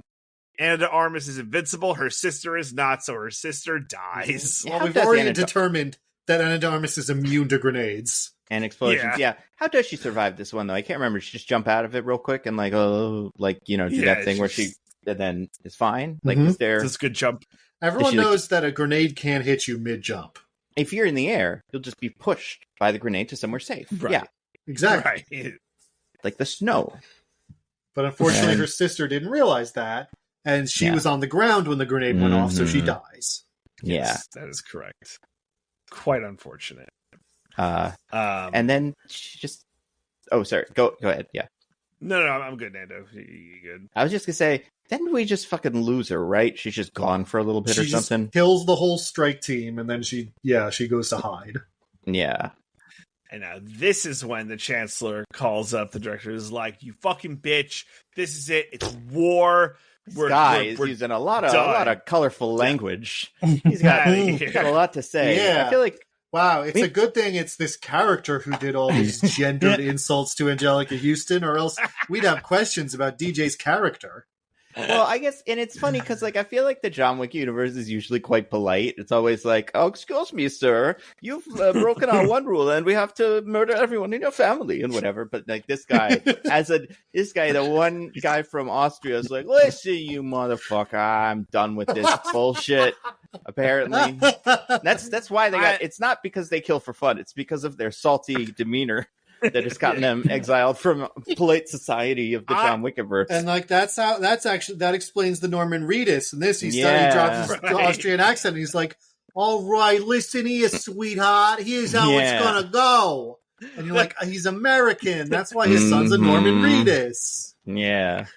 Forget about it. Listen, you Ruska Roma prick. You get your fucking Ruska Roma out of my village this fucking instant. Now I'm from Boston. Yeah, Wahlberg is here. Wait, is the Chancellor played by Mark Wahlberg? If only. Imagine. Yeah. Get out of here. We're from here. You're not from here. That is what he tends to say. Oh, so that's true. All different types of people. But yeah, he's so yeah, this Angelica Houston, by the way, is just like, and she's in the third movie, right? Like doing Angelica Houston stuff. But her whole thing is just she sits behind a table and is mean to all the ballerinas. But she can also just call John Wick and be like, "It's John Wick time." It's pretty good. And John Wick's like, "Didn't you tear my ticket?" I was going to say 2 months ago. Okay. Why am I listening to anything you say? Mm-hmm. Where in the timeline did this happen? Where John Wick was excommunicado, but then he figured it out and then was unexcommunicado. And so this is between 3 and 4. So he's still excommunicado. Oh, he is? But then why is he being called to do John Wick things? I thought at the end of 3, he's not excommunicado. Yeah, I thought that too. No, the end of 3 is Ian McShane shoots him and he falls off the roof. And he's like, Ian McShane's like, "I'm okay now because I shot John Wick," and they're like, "That's fine." But John Wick he like slinks off into hiding, but he's still excommunicado. That's true. And yet, Angelica Houston just gets to call him to do John Wick things, which I think is crazy. Mm-hmm. Well, did you try asking him? No. But maybe if you asked, he'd do John Wick things for you. That's what you gotta ask. So the Chancellor tells the village, "All right, stand down. John Wick's here to take care of our problem. Everyone let him take care of the problem." Mm-hmm. This is one of my favorite parts where Anna de Armas and John Wick have their fight, and it's like, oh my god, John Wick is like a level 20 fighter, and Eve is like maybe like level 6. Like it is just this is I didn't like this at all. I was like, let Anna de Armas just have her movie. I don't need Keanu Reeves to be here. No, for sure. But I like the idea that John Wick can like kind of defend, like John Wick, ultimate badass. Wick. Yeah, in a situation where he gets to be John Wick, gets to be like ultimate badass, because we always see him being the shitty guy, who's like running away and has to steal a bunch of things and throw them at you. But I like getting a little John Wick in his prime. Like, why do you want Anna de Armas to be as good as John Wick? Like, no, I want him to not be here. Oh, yeah, for sure. Mm-hmm. Yeah. Like, I'm fine with that as like he probably shouldn't be in this movie. But if he is here, like, let him be John Wick. No, it makes sense that, like, considering what these movies are, that he's like Mr. Unbeatable. But I'm like, just let Anna de Armas have her movie. I don't need Keanu Reeves to be here. Yeah, it's fair. That's fair. Well, too bad, Diggins. You don't get what you want. So he keeps trying to be like, "All right, I beat you. Get the fuck out of here. You gotta go. I don't have to kill you." And she's like, "You're gonna have to kill me, John Wick." Yeah, because in the most predictable turn of events, John Wick doesn't actually want to kill her and is just like trying to get her to leave. But when she's like, "No, I'm not gonna," he's like, Yeah, all right. Just do whatever you want, I guess. Yeah. I'm John Wick. Do I look like I give a fuck? I don't like actually like these assholes, so like whatever. Do whatever you want. Yeah. Also, the Ruska Roma like tore my ticket, so why should I give a fuck what they want? Again, It's not clear what I'm getting out of this. yeah, exactly, right. What happens in 4? Does he like align with a different family, right? To like do John Wick stuff? He has to like prove himself to one of the other clans. I forget exactly what he does. It ends up being him versus the Marquis. Yeah. Right? Oh yeah, for sure. But even before that, I feel like to get into the fight with the guy in the fat suit, he has to like join another club. Because the Ruska Roma hate him so much or something. I don't know. These movies... Yeah, even though they shouldn't. He's doing favors for him. Yeah. So confusing. So Eve gets her shot to go kill the Chancellor. There's a lot of John Wicking. Once they realize that John Wick is no longer aligned with them, they're like, all right, it's all out war. So fucking kill all of them, kill John Wick. We're not doing this shit anymore. The end of the movie's insane. I can't remember all of the beats, but I think what I perked up most was the fire gun. Just like, it's not a flamethrower. It's a fire gun. There's a couple things before that, but what are the big ones? Okay, so first of all, there's the John Wick thing, which I think is kind of funny, although a little bit too on the nose for these. I feel like for me, where John Wick kills a bunch of guys, and those guys are like, "Oh, should we run away from John Wick? That's fucking John Wick." One guy, what can he do? Like, almost works, but for me, I'm like, I don't know. Yeah, but, I'm with you. And then she does a fight. I'm trying to remember what the first fight scene is, but eventually she gets into like an ice fishing house or some shit, and uses ice skates as nunchucks. That's pretty sick. Yeah, like cuts a guy's head off. That was pretty good. Apparently, the director like got ice skates and like flung them around and was like, "Can we do anything with this?" And then they were like, "Yeah." So all right, that's cool. It's pretty good. But then the flamethrower thing. Yeah, which that was a fire gun. That was a flamethrower. It was a full-on fire gun. Oh, like this one seemed to like shoot like a projectile of fire, not like a stream of like fire, right? Like this seemed like napalmish, if I may, right? Yeah, and it roars like a lion every time you use it. Yeah, it was so cool. And then she got one, and she was like dusting guys, and like another guy got one. She's being pretty free and loose there with the quote unquote ammo, the gas or whatever. Yeah, which should only be a problem if yours ever runs out of flamethrower. Then you're fucked. Mm-hmm. But that probably won't happen. I like that they make her wear the little protective outfit too. Yeah. You know, safety first. Yeah. But then, she like fights all the guys, but then she finally comes face to face with the Chancellor. Well, before that, she fights the one guy with the flamethrower. Yeah. But then, first of all, he does one thing that is insane, which is he lights his leg on fire for extra kick or something. Fire leg. Powerful kicks. Yeah. And then and then they do the water fight, which is pretty cool. I got a crazy here. Yeah. It's called Super Ballerina God Super Ballerina. Yeah. Because it is a full-on like Dragon Ball Z energy beam battle between her with a fire hose and him with a flamethrower. Yeah. But Pokemon rules apply in this case. So water does beat fire. Water beats fire. And you're like, first of all, flamethrowers aren't like literally shooting fire. They're like ignited jet fuel. Yeah. Like that's how a flamethrower works. So like that should still be going through, even if you take oil, famously, water doesn't put out oil fires. Mm-hmm. First of all.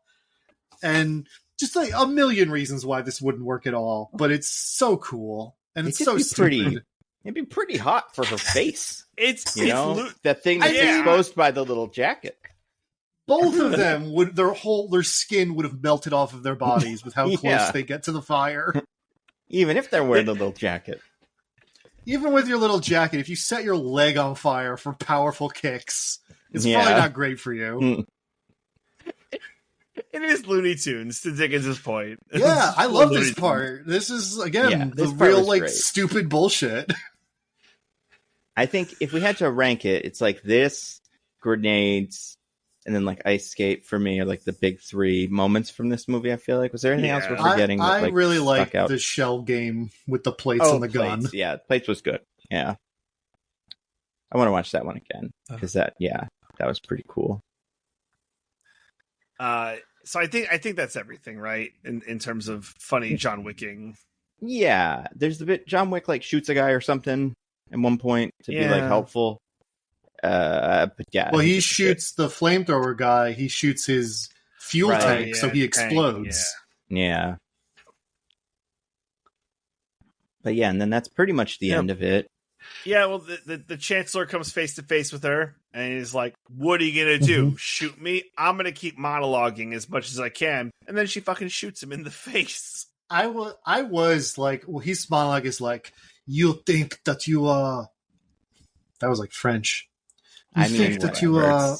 Do it in Norman Reedus accent because he's his dad, right? So you think that you are free of our legacy, but you are always doing the killing, which means killing's in your blood. So you'll never be free of us, and you're gonna kill people all the time, and you're gonna be like, "Why am I killing these people?" But you can't stop. And I'm like, what does any of this mean or matter to her at all? Why isn't she shooting him? And then she does, and I was like, oh, okay, good. Yeah, she kind of keeps forgetting this. She's part of the secret ones of these who are only good guys and never kill a good person, only bad people. And then also she just does whatever she wants. And maybe she's not part of them anymore. Also, but he has a great line when they're like, all their guys are getting killed and they're like, she's coming to kill you. And he's like, well, fucking kill her. It'll be fine. And then they're like, John Wick's helping her. And he's like, get in the car, everybody. We got to go. This is not fun anymore for me. They just leave. Why the fuck did they call John Wick? God damn it. Yeah. Yeah, but the reason she comes face to face with him, though, is because she starts shooting at the car. And the car swerves around her and then like screeches to a halt instead of trying to hit her. Mm-hmm. I'm like, that's what you do when you've got a car. Yeah. Another car screech, by the way. It's a couple. So she leaves, and I guess John Wick leaves, and they all live happily ever after. She takes Ella, the girl. Oh, right. Right, yeah. She'll be new Ruska Roma. That's... Well, she's based on Norman Reedus, yeah. Turns out Norman Reedus is alive, and I'm like, what the fuck are you talking about, movie? Did he get shot in executed? The face? Yeah, we just saw the person hold the gun up to his face, and then a train went by as they pulled the trigger. So anything could have happened to that guy. He caught the bullet. Yeah. His teeth. His goatee. It's like, ah! Yeah. So she's with the dad now, which is great. And then she's like, how are we going to end the movie? So Eve's going to take in some ballet and, be now cool assassin. But wait, there's a bounty out for $5 million for her. Oh no. And everyone in the ballet obviously is, or watching is assassin. So she has to everyone, but like a few people. A lot, enough. And I guess she dies or is taken in to be a test. We'll never know. No way. She's too cool. She, like Jackie Chan style, they go to capture her, but they end up in the ladder factory. And she's like running up the ladders and shooting people. And there's just like, if there's anything we've learned, once you have the bounty on you of a certain size, it's like, well, you're not going to get to like live a normal life now, right? Like, I guess you just have to run around with the TikTok king. Yeah. Or if she's got a bunch of coins, she can just go hang out in the Continental for a while. That's true. She was saving up. Wait for this to blow over. Wait until like 8 more John Wick things happen, and then you get a raise from the bounty because of all the John Wick, and then all of his guys keep getting added to it. Well, John Wick 4 is going to happen any day now, right? Where the High Elder gets killed, and then the Marquis. That's true. And, like, the whole high table is like kind of in disarray. So at that point, you're probably like, yeah, it's fine. Yeah, it's weird because like there's a $5 million bounty on her, which is not nothing, but also like we are saying, John Wick has a $14 million bounty on him at the end of 2, and I couldn't figure this out. There's a bounty put on his head while he is in Paris in 4 over the radio, but I couldn't figure out how much money it is. I just hear the woman saying like, "Hey, cool, daddy-os and cats kill John Wick, all right?" And then she goes, "Does it?" I was looking at the Wikipedia summary, and I think it says $40 million. So yeah. Well, no, sorry. First, it's 26 million, but over the course of the Paris fight, it goes up to 40 Bumps million. up to 40. Okay. Then, yeah, that's cool, I guess. But yeah, so I figure as long as all that stuff's happening, you know, inflation, John Wick inflation is going to get you. It's not going to be worth anybody's time. Also, did she kill everybody in that city? Apparently not, because there's people left to put the bounty on her head. Oh, I kind of thought Angelica Houston put the bounty on her head or something. No, remember, there's like a voiceover from Ian McShane, right, who's like, "You've cut off the head of the serpent, but the body is still alive." This isn't a good Ian McShane at all. How does he sound? They're going to seek their revenge. Yeah. The head of the table. I don't know. He's cool. I like him. Is he still alive? He's got like a really distinctive voice. I can't do it. Yeah. Where's he from? Like Scotland or something? McShane, Ireland, I guess, probably. He might be British. Oh yeah, from Lancaster. Or excuse me, Lancashire, England, UK. Wait, Lancaster or Lancashire? They're two completely different places. The second one. And he's great. But yeah. I think John Wick should. Do you think John Wick should have called her in for help? Yeah. Probably, right? Yeah. I mean, she owes him. Yeah, he doesn't have that many friends. He went to like the Japan Continental to get help from his friend Haruki Sanada or whatever. From Shogun. Yeah. Yeah, like I feel like she's definitely closer to him than this. It feels like he's like been out of the game for a while, but they just hung out. And she's also on all the bounties, true. So like she didn't have a lot of options. But yeah. Pretty good. Yeah. Think they'll make another one? Sure. This did well, reasonably well. I mean, maybe not this specifically. They'll do more John Wick stuff. Yeah, I think this one, I don't want to say flopped, because I think the budget on it is one of those budgets where you're like, we'll never really know. Because it did get shot twice. But yeah, because apparently they watched the first version of the movie and everyone hated it and thought it sucked, so they just did it again. Yeah, it's really funny because like they said like if you ask the director, either one of the directors, they shot the movie and then they went and did it again. And when you ask them, they would be like, "Well, you know what happened was we did the whole thing and we showed it to Lionsgate or wherever, and they were like, do it even more scenes. It's so great. You wanted to put this scene in the beginning where he does all kinds of badass bullshit and fights all the guys. You could, here's some money, film it, right?" So they did that all, and they did that little song and dance, and then just Ian McShane went on a talk show once and was like, they wanted to make it good like the other John Wick movies, so they're fixing it now. And everybody's like, oh no, that was what they said. And then, pretty much know all the other stuff with his lines. But that's what you get when you get like an Ian McShane or a Brian Cox or any of those guys who just do not give a fuck. They will not say the thing that they're supposed to say. They'll mostly just forget. But yeah, so yeah, then we kind of went like, oh, okay. So all these people that were brought in, like Victory Suero was not in the original cut of the movie. The woman from Andor, who is her life coach in Ruska Romaville, not in the original cut of the movie. Who's the other one that's not in the original cut of the movie?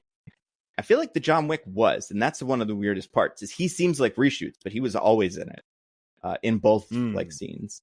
But was the sister stuff reshoots? Yes, I think that's the other thing that was reshoots, or like that relationship. Yeah, it's interesting because this scene or this movie was originally a different thing. It was a script that a guy made to feel like a John Wick movie, and then John Wick movies bought them, and then he wrote the third John Wick movie and made it all about this fucking clan of Ruska Romas so that it would tie into his movie. Because that's interesting. But yeah. They didn't do a good job. I mean, it's okay. Yeah, the plot's bad, but the parts where they do cool stuff is cool. Yeah, but the plot's bad, but Ana de Armas wields a pair of ice skates like nunchucks and also chokes a man out with her thighs. So it's impossible to say if it's bad or not. Here's my thing with Ana de Armas, though, and I do want to bring this up because this is one thing I did forget to say. I think I like this movie way more if No Time to Die did not exist. Because I remember when I watched No Time to Die, and she shows up in that as the assassin who's like helping James Bond. I think her name is Paloma or something. Yeah. And like she has this really interesting energy where she's like fun and excited to be there and just, having a ball. And I remember seeing Ballerina. What's up? She's a really bubbly personality. Yeah, and that's a personality that you figure could exist in the John Wickiverse and should, because we have all these people that are really serious, but also assassinating is like an industry. So like there would be people who are just like, all right, good, let's go to work. This will be fun. But then there's just no personality in this one for her, and it only bugs me because it's like, oh, she could have done it though. Like it's possible. I've seen it. But maybe they'll do it in the next one. But yeah, apparently made $60 million so far, and it cost $90 to make, at least. Okay. I still think they'll give it a shot. I guess it's probably up to her too, because like she's pretty busy. It's like, is this? Do you want to make another one of these? But she did like do all the karate and stuff. Like, spent months and months doing all the fight choreography and stuff. Like, it's pretty cool. Yeah, impressive. The flamethrower stuff was apparently practical, which is awesome. Oh, how is that? Yeah, well, you can set people on fire like that old woman in Final Destination. They should have gotten her in this instead of Ballerina. She could have ran right at the guy. He could have lit his leg on fire, and she lights her whole body on fire. I'm the old woman from Final Station. You didn't even know. Pretty cool. Yeah. What's next week? I feel like we're in now, like the summer of movies. How to Train Your Dragon. Which one? That's a good point. 3. Something else came out this week, though. Materialists also came out this week. No, of course. And then, was it Life of Chuck? And even more bizarrely than all the rest of these, a movie called Dangerous Animals, which apparently features Jai Courtney in a role where he's good. And people are like, wow, Jai Courtney, what a performance. I don't buy that. That movie came out a couple weeks ago, didn't it? Like, that's not this week. If you go to Rotten Tomatoes, it's currently up. I think maybe it hit like a wider release this week. I don't know. I can never keep track. Lilo and Stitch is still out there. Still haven't seen it. Yeah. We'll have to figure it out. I heard How to Train Your Dragon is just like a shot-for-shot remake. Yeah. Yeah. All this stuff that I've heard Karate about Kid movie. Oh, yeah. I forgot about that. And then, what is the other one? Mithrigan is this month, right? Yeah, but later in the month. Yeah, but not this week. Or Matugan, excuse me. So that'll be fun. Yeah, we got a pretty crazy summer. And then after that, it's the July that is designed by God to kill all the podcasters. With Jurassic Park, Superman, and Fantastic Four. Like, one after the other.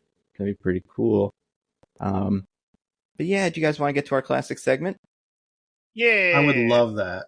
All right. DJ, do you have anything to recommend to the fine people? I do. I would like to recommend a Netflix documentary I watched. It's called Titan, the OceanGate Submersible disaster or whatever. It's called Titan and has a long title after that. But it's about that submersible that they took to go see the Titanic, but exploded. That's so good. What a fun week. I will say this is a pretty good doc. I didn't deep dive this when it happened. It was obviously in the deep dive when it happened. Those poor people. Yeah, it dove a little too deep, if you ask me. I think this documentary does a pretty commendable job of making fun really of those idiots. Diggins people died, but it really tragic that teenager died. Yes, he was 18. It takes you through the whole multi-year. But he didn't want to be there.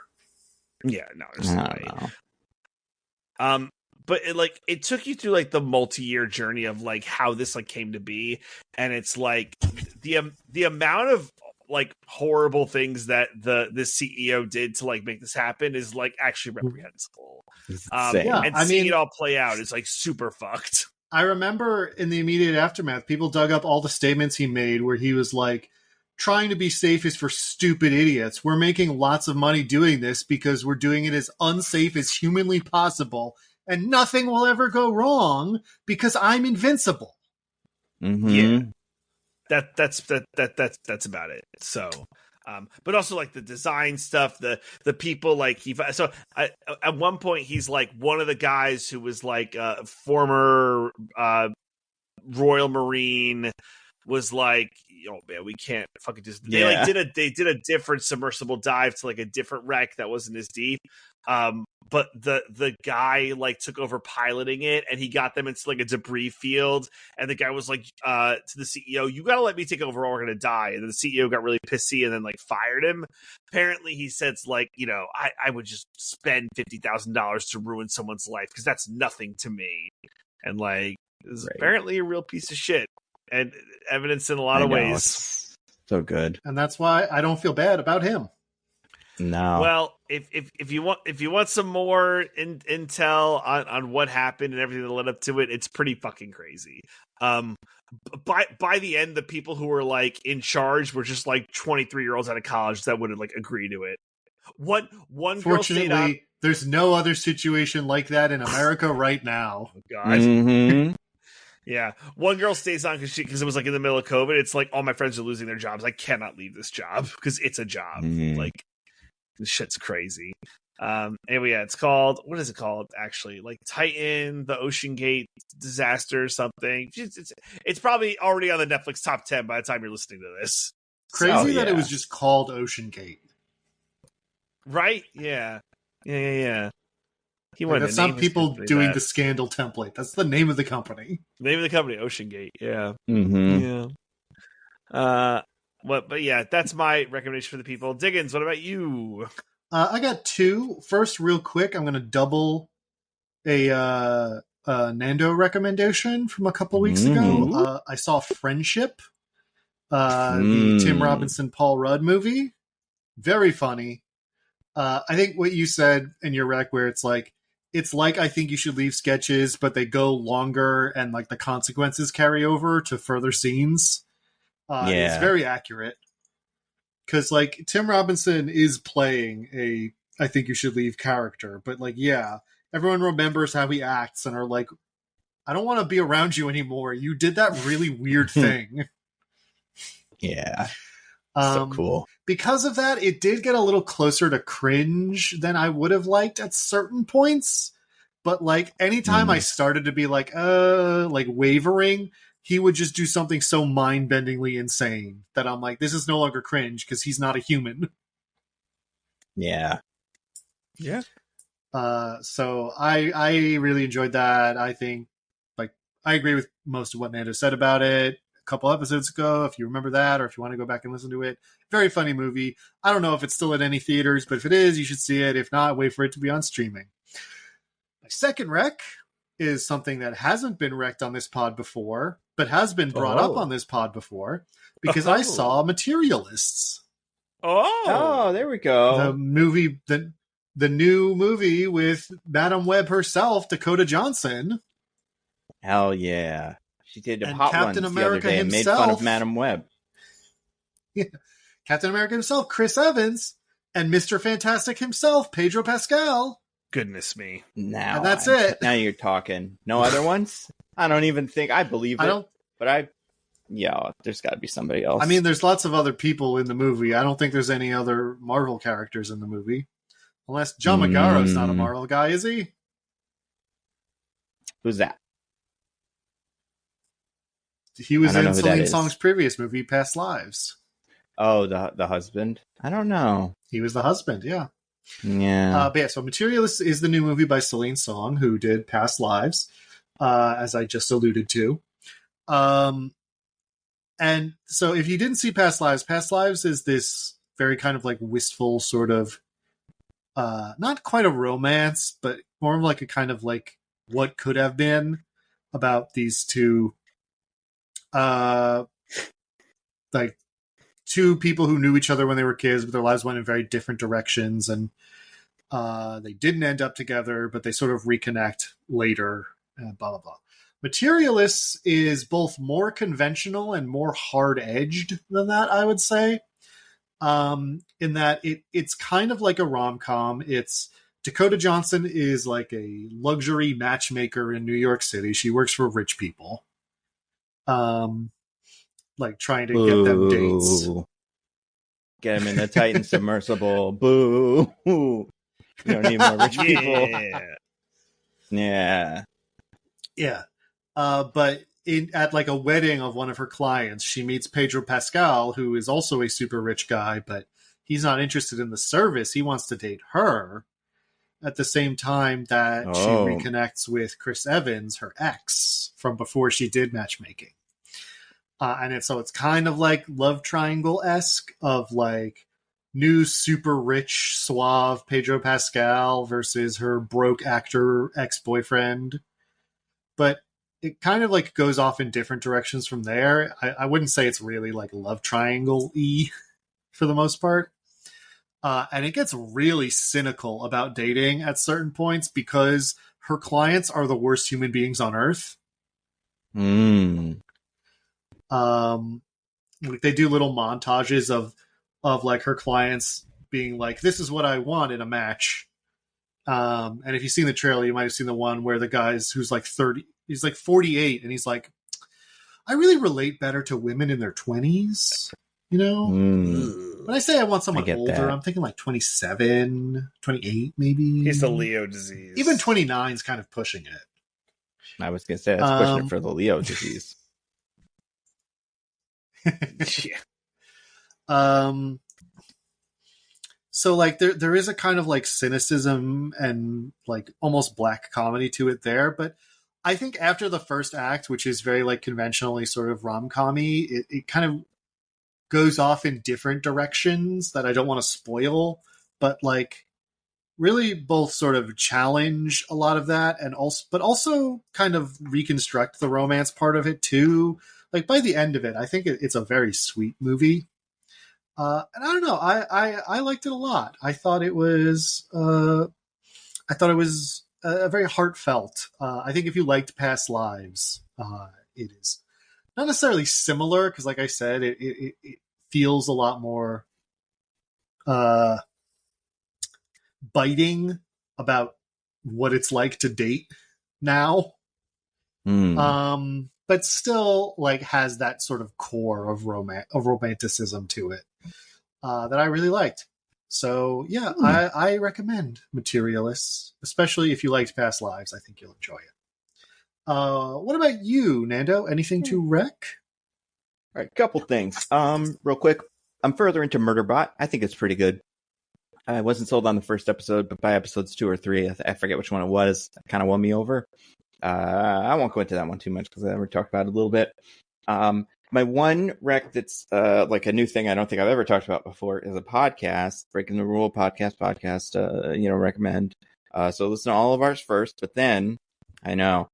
And like, listen, this one is almost like a good supplement to our podcast because it's also about movies and stuff. It's by someone named Tansy Gardam. And the podcast is called Going Rogue. Now, I believe, I'm not 100% on this, but I think this is the deal. The first bits of it were all about the movie Rogue One. And just like how that was kind of not like a disaster, but a weird shoot. And then they did other Star Wars stuff. They did Solo. But then they just started doing episodes about weird shoots. So like Gladiator 2, Megalopolis, Rebel Moon, Don't Worry Darling, like movies where it's like, this was a script and then this guy bought it and he changed this thing and then the movie is bad. And she did an episode this week, or maybe, about a week ago, about Ballerina and the different versions of the script and like the John Wick community and stuff. So I think that podcast is quite fun. I only listened to a couple episodes. It's new, but I wanted to get a sense for it before I listened to this, or before I recorded this. So yeah, the podcast is called Going Rogue. It's not all about Rogue One. But there's a lot of Rogue One in there. Last thing, want to recommend.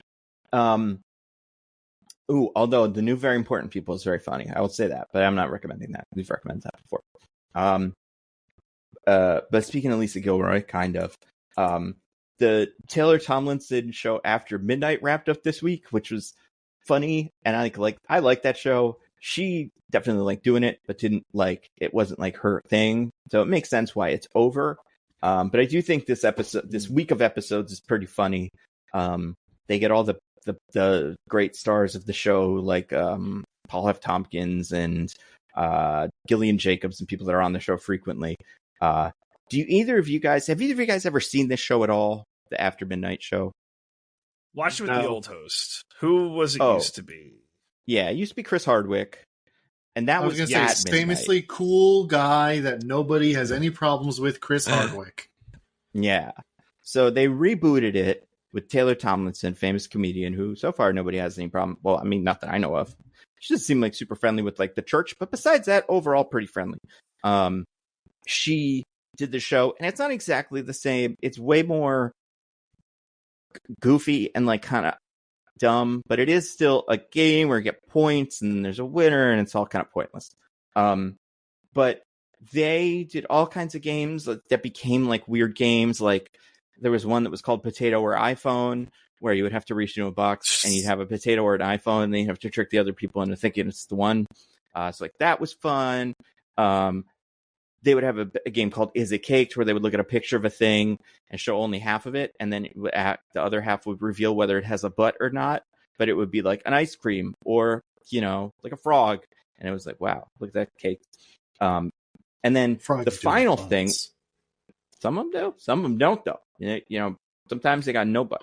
But every episode usually ended with something really weird and kind of out there. So like it would be like, guess on the map where Moldova is or whatever, and you'd have to do that, and then you'd be like, oh, that was hard, wasn't it? The last episode, it's super easy. Everyone knows where Moldova is. I don't know where Moldova is. I think that's yeah. You get on. I mean, you can't anymore because the show's over. But when they inevitably launch it a third time, when it's before midnight or whatever, listen. Any time of day, anywhere you please, someone can ambush me with a map and tell me to point to Moldova, and I can do it. Well, that's the thing that was so funny. Confident. The Moldova thing, it wasn't Moldova, but it was islands is what it was when they did this once.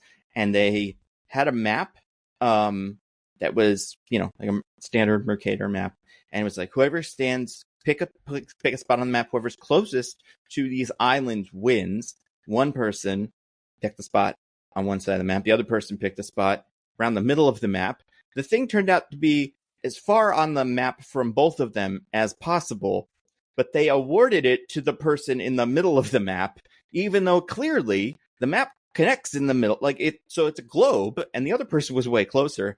And so like it was real, there's a real shoddy organization over there if you're just into map stuff.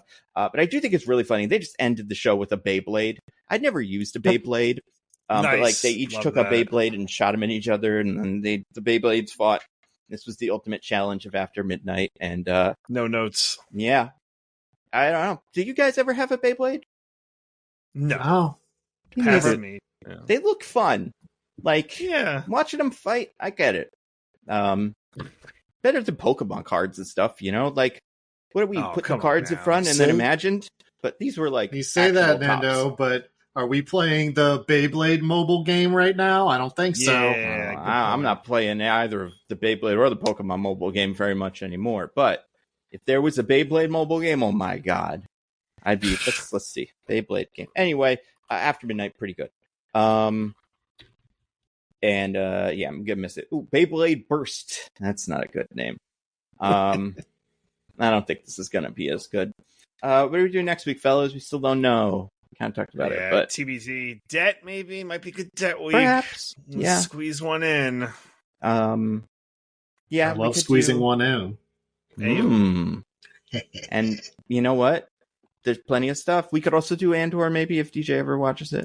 DJ will never watch it because he's a no-taste clown who loves bad things. I am a no-taste clown who loves bad things. So That's How a much of bummer. it do you need to watch? Got to be like 8 episodes or some shit like 8 that. episodes? 8 DJ. or 7 or 8, yeah, probably. Yeah. Come on. I'm in the part where it's still bad, apparently, or whatever. Well, that's none of it, so that's impossible. Okay, well, good. DJ's in Looney Left, probably my favorite plot line. But we'll figure People it are out. fans. Do you guys have anything to plug for the fine people, DJ? Yeah, check out Roses and Rejections. We're back, baby. Whoa. And we're covering everyone's favorite Love Island USA, a show that airs every day except Wednesday. I am not watching it as much as Michelle is because I should probably watch Andor.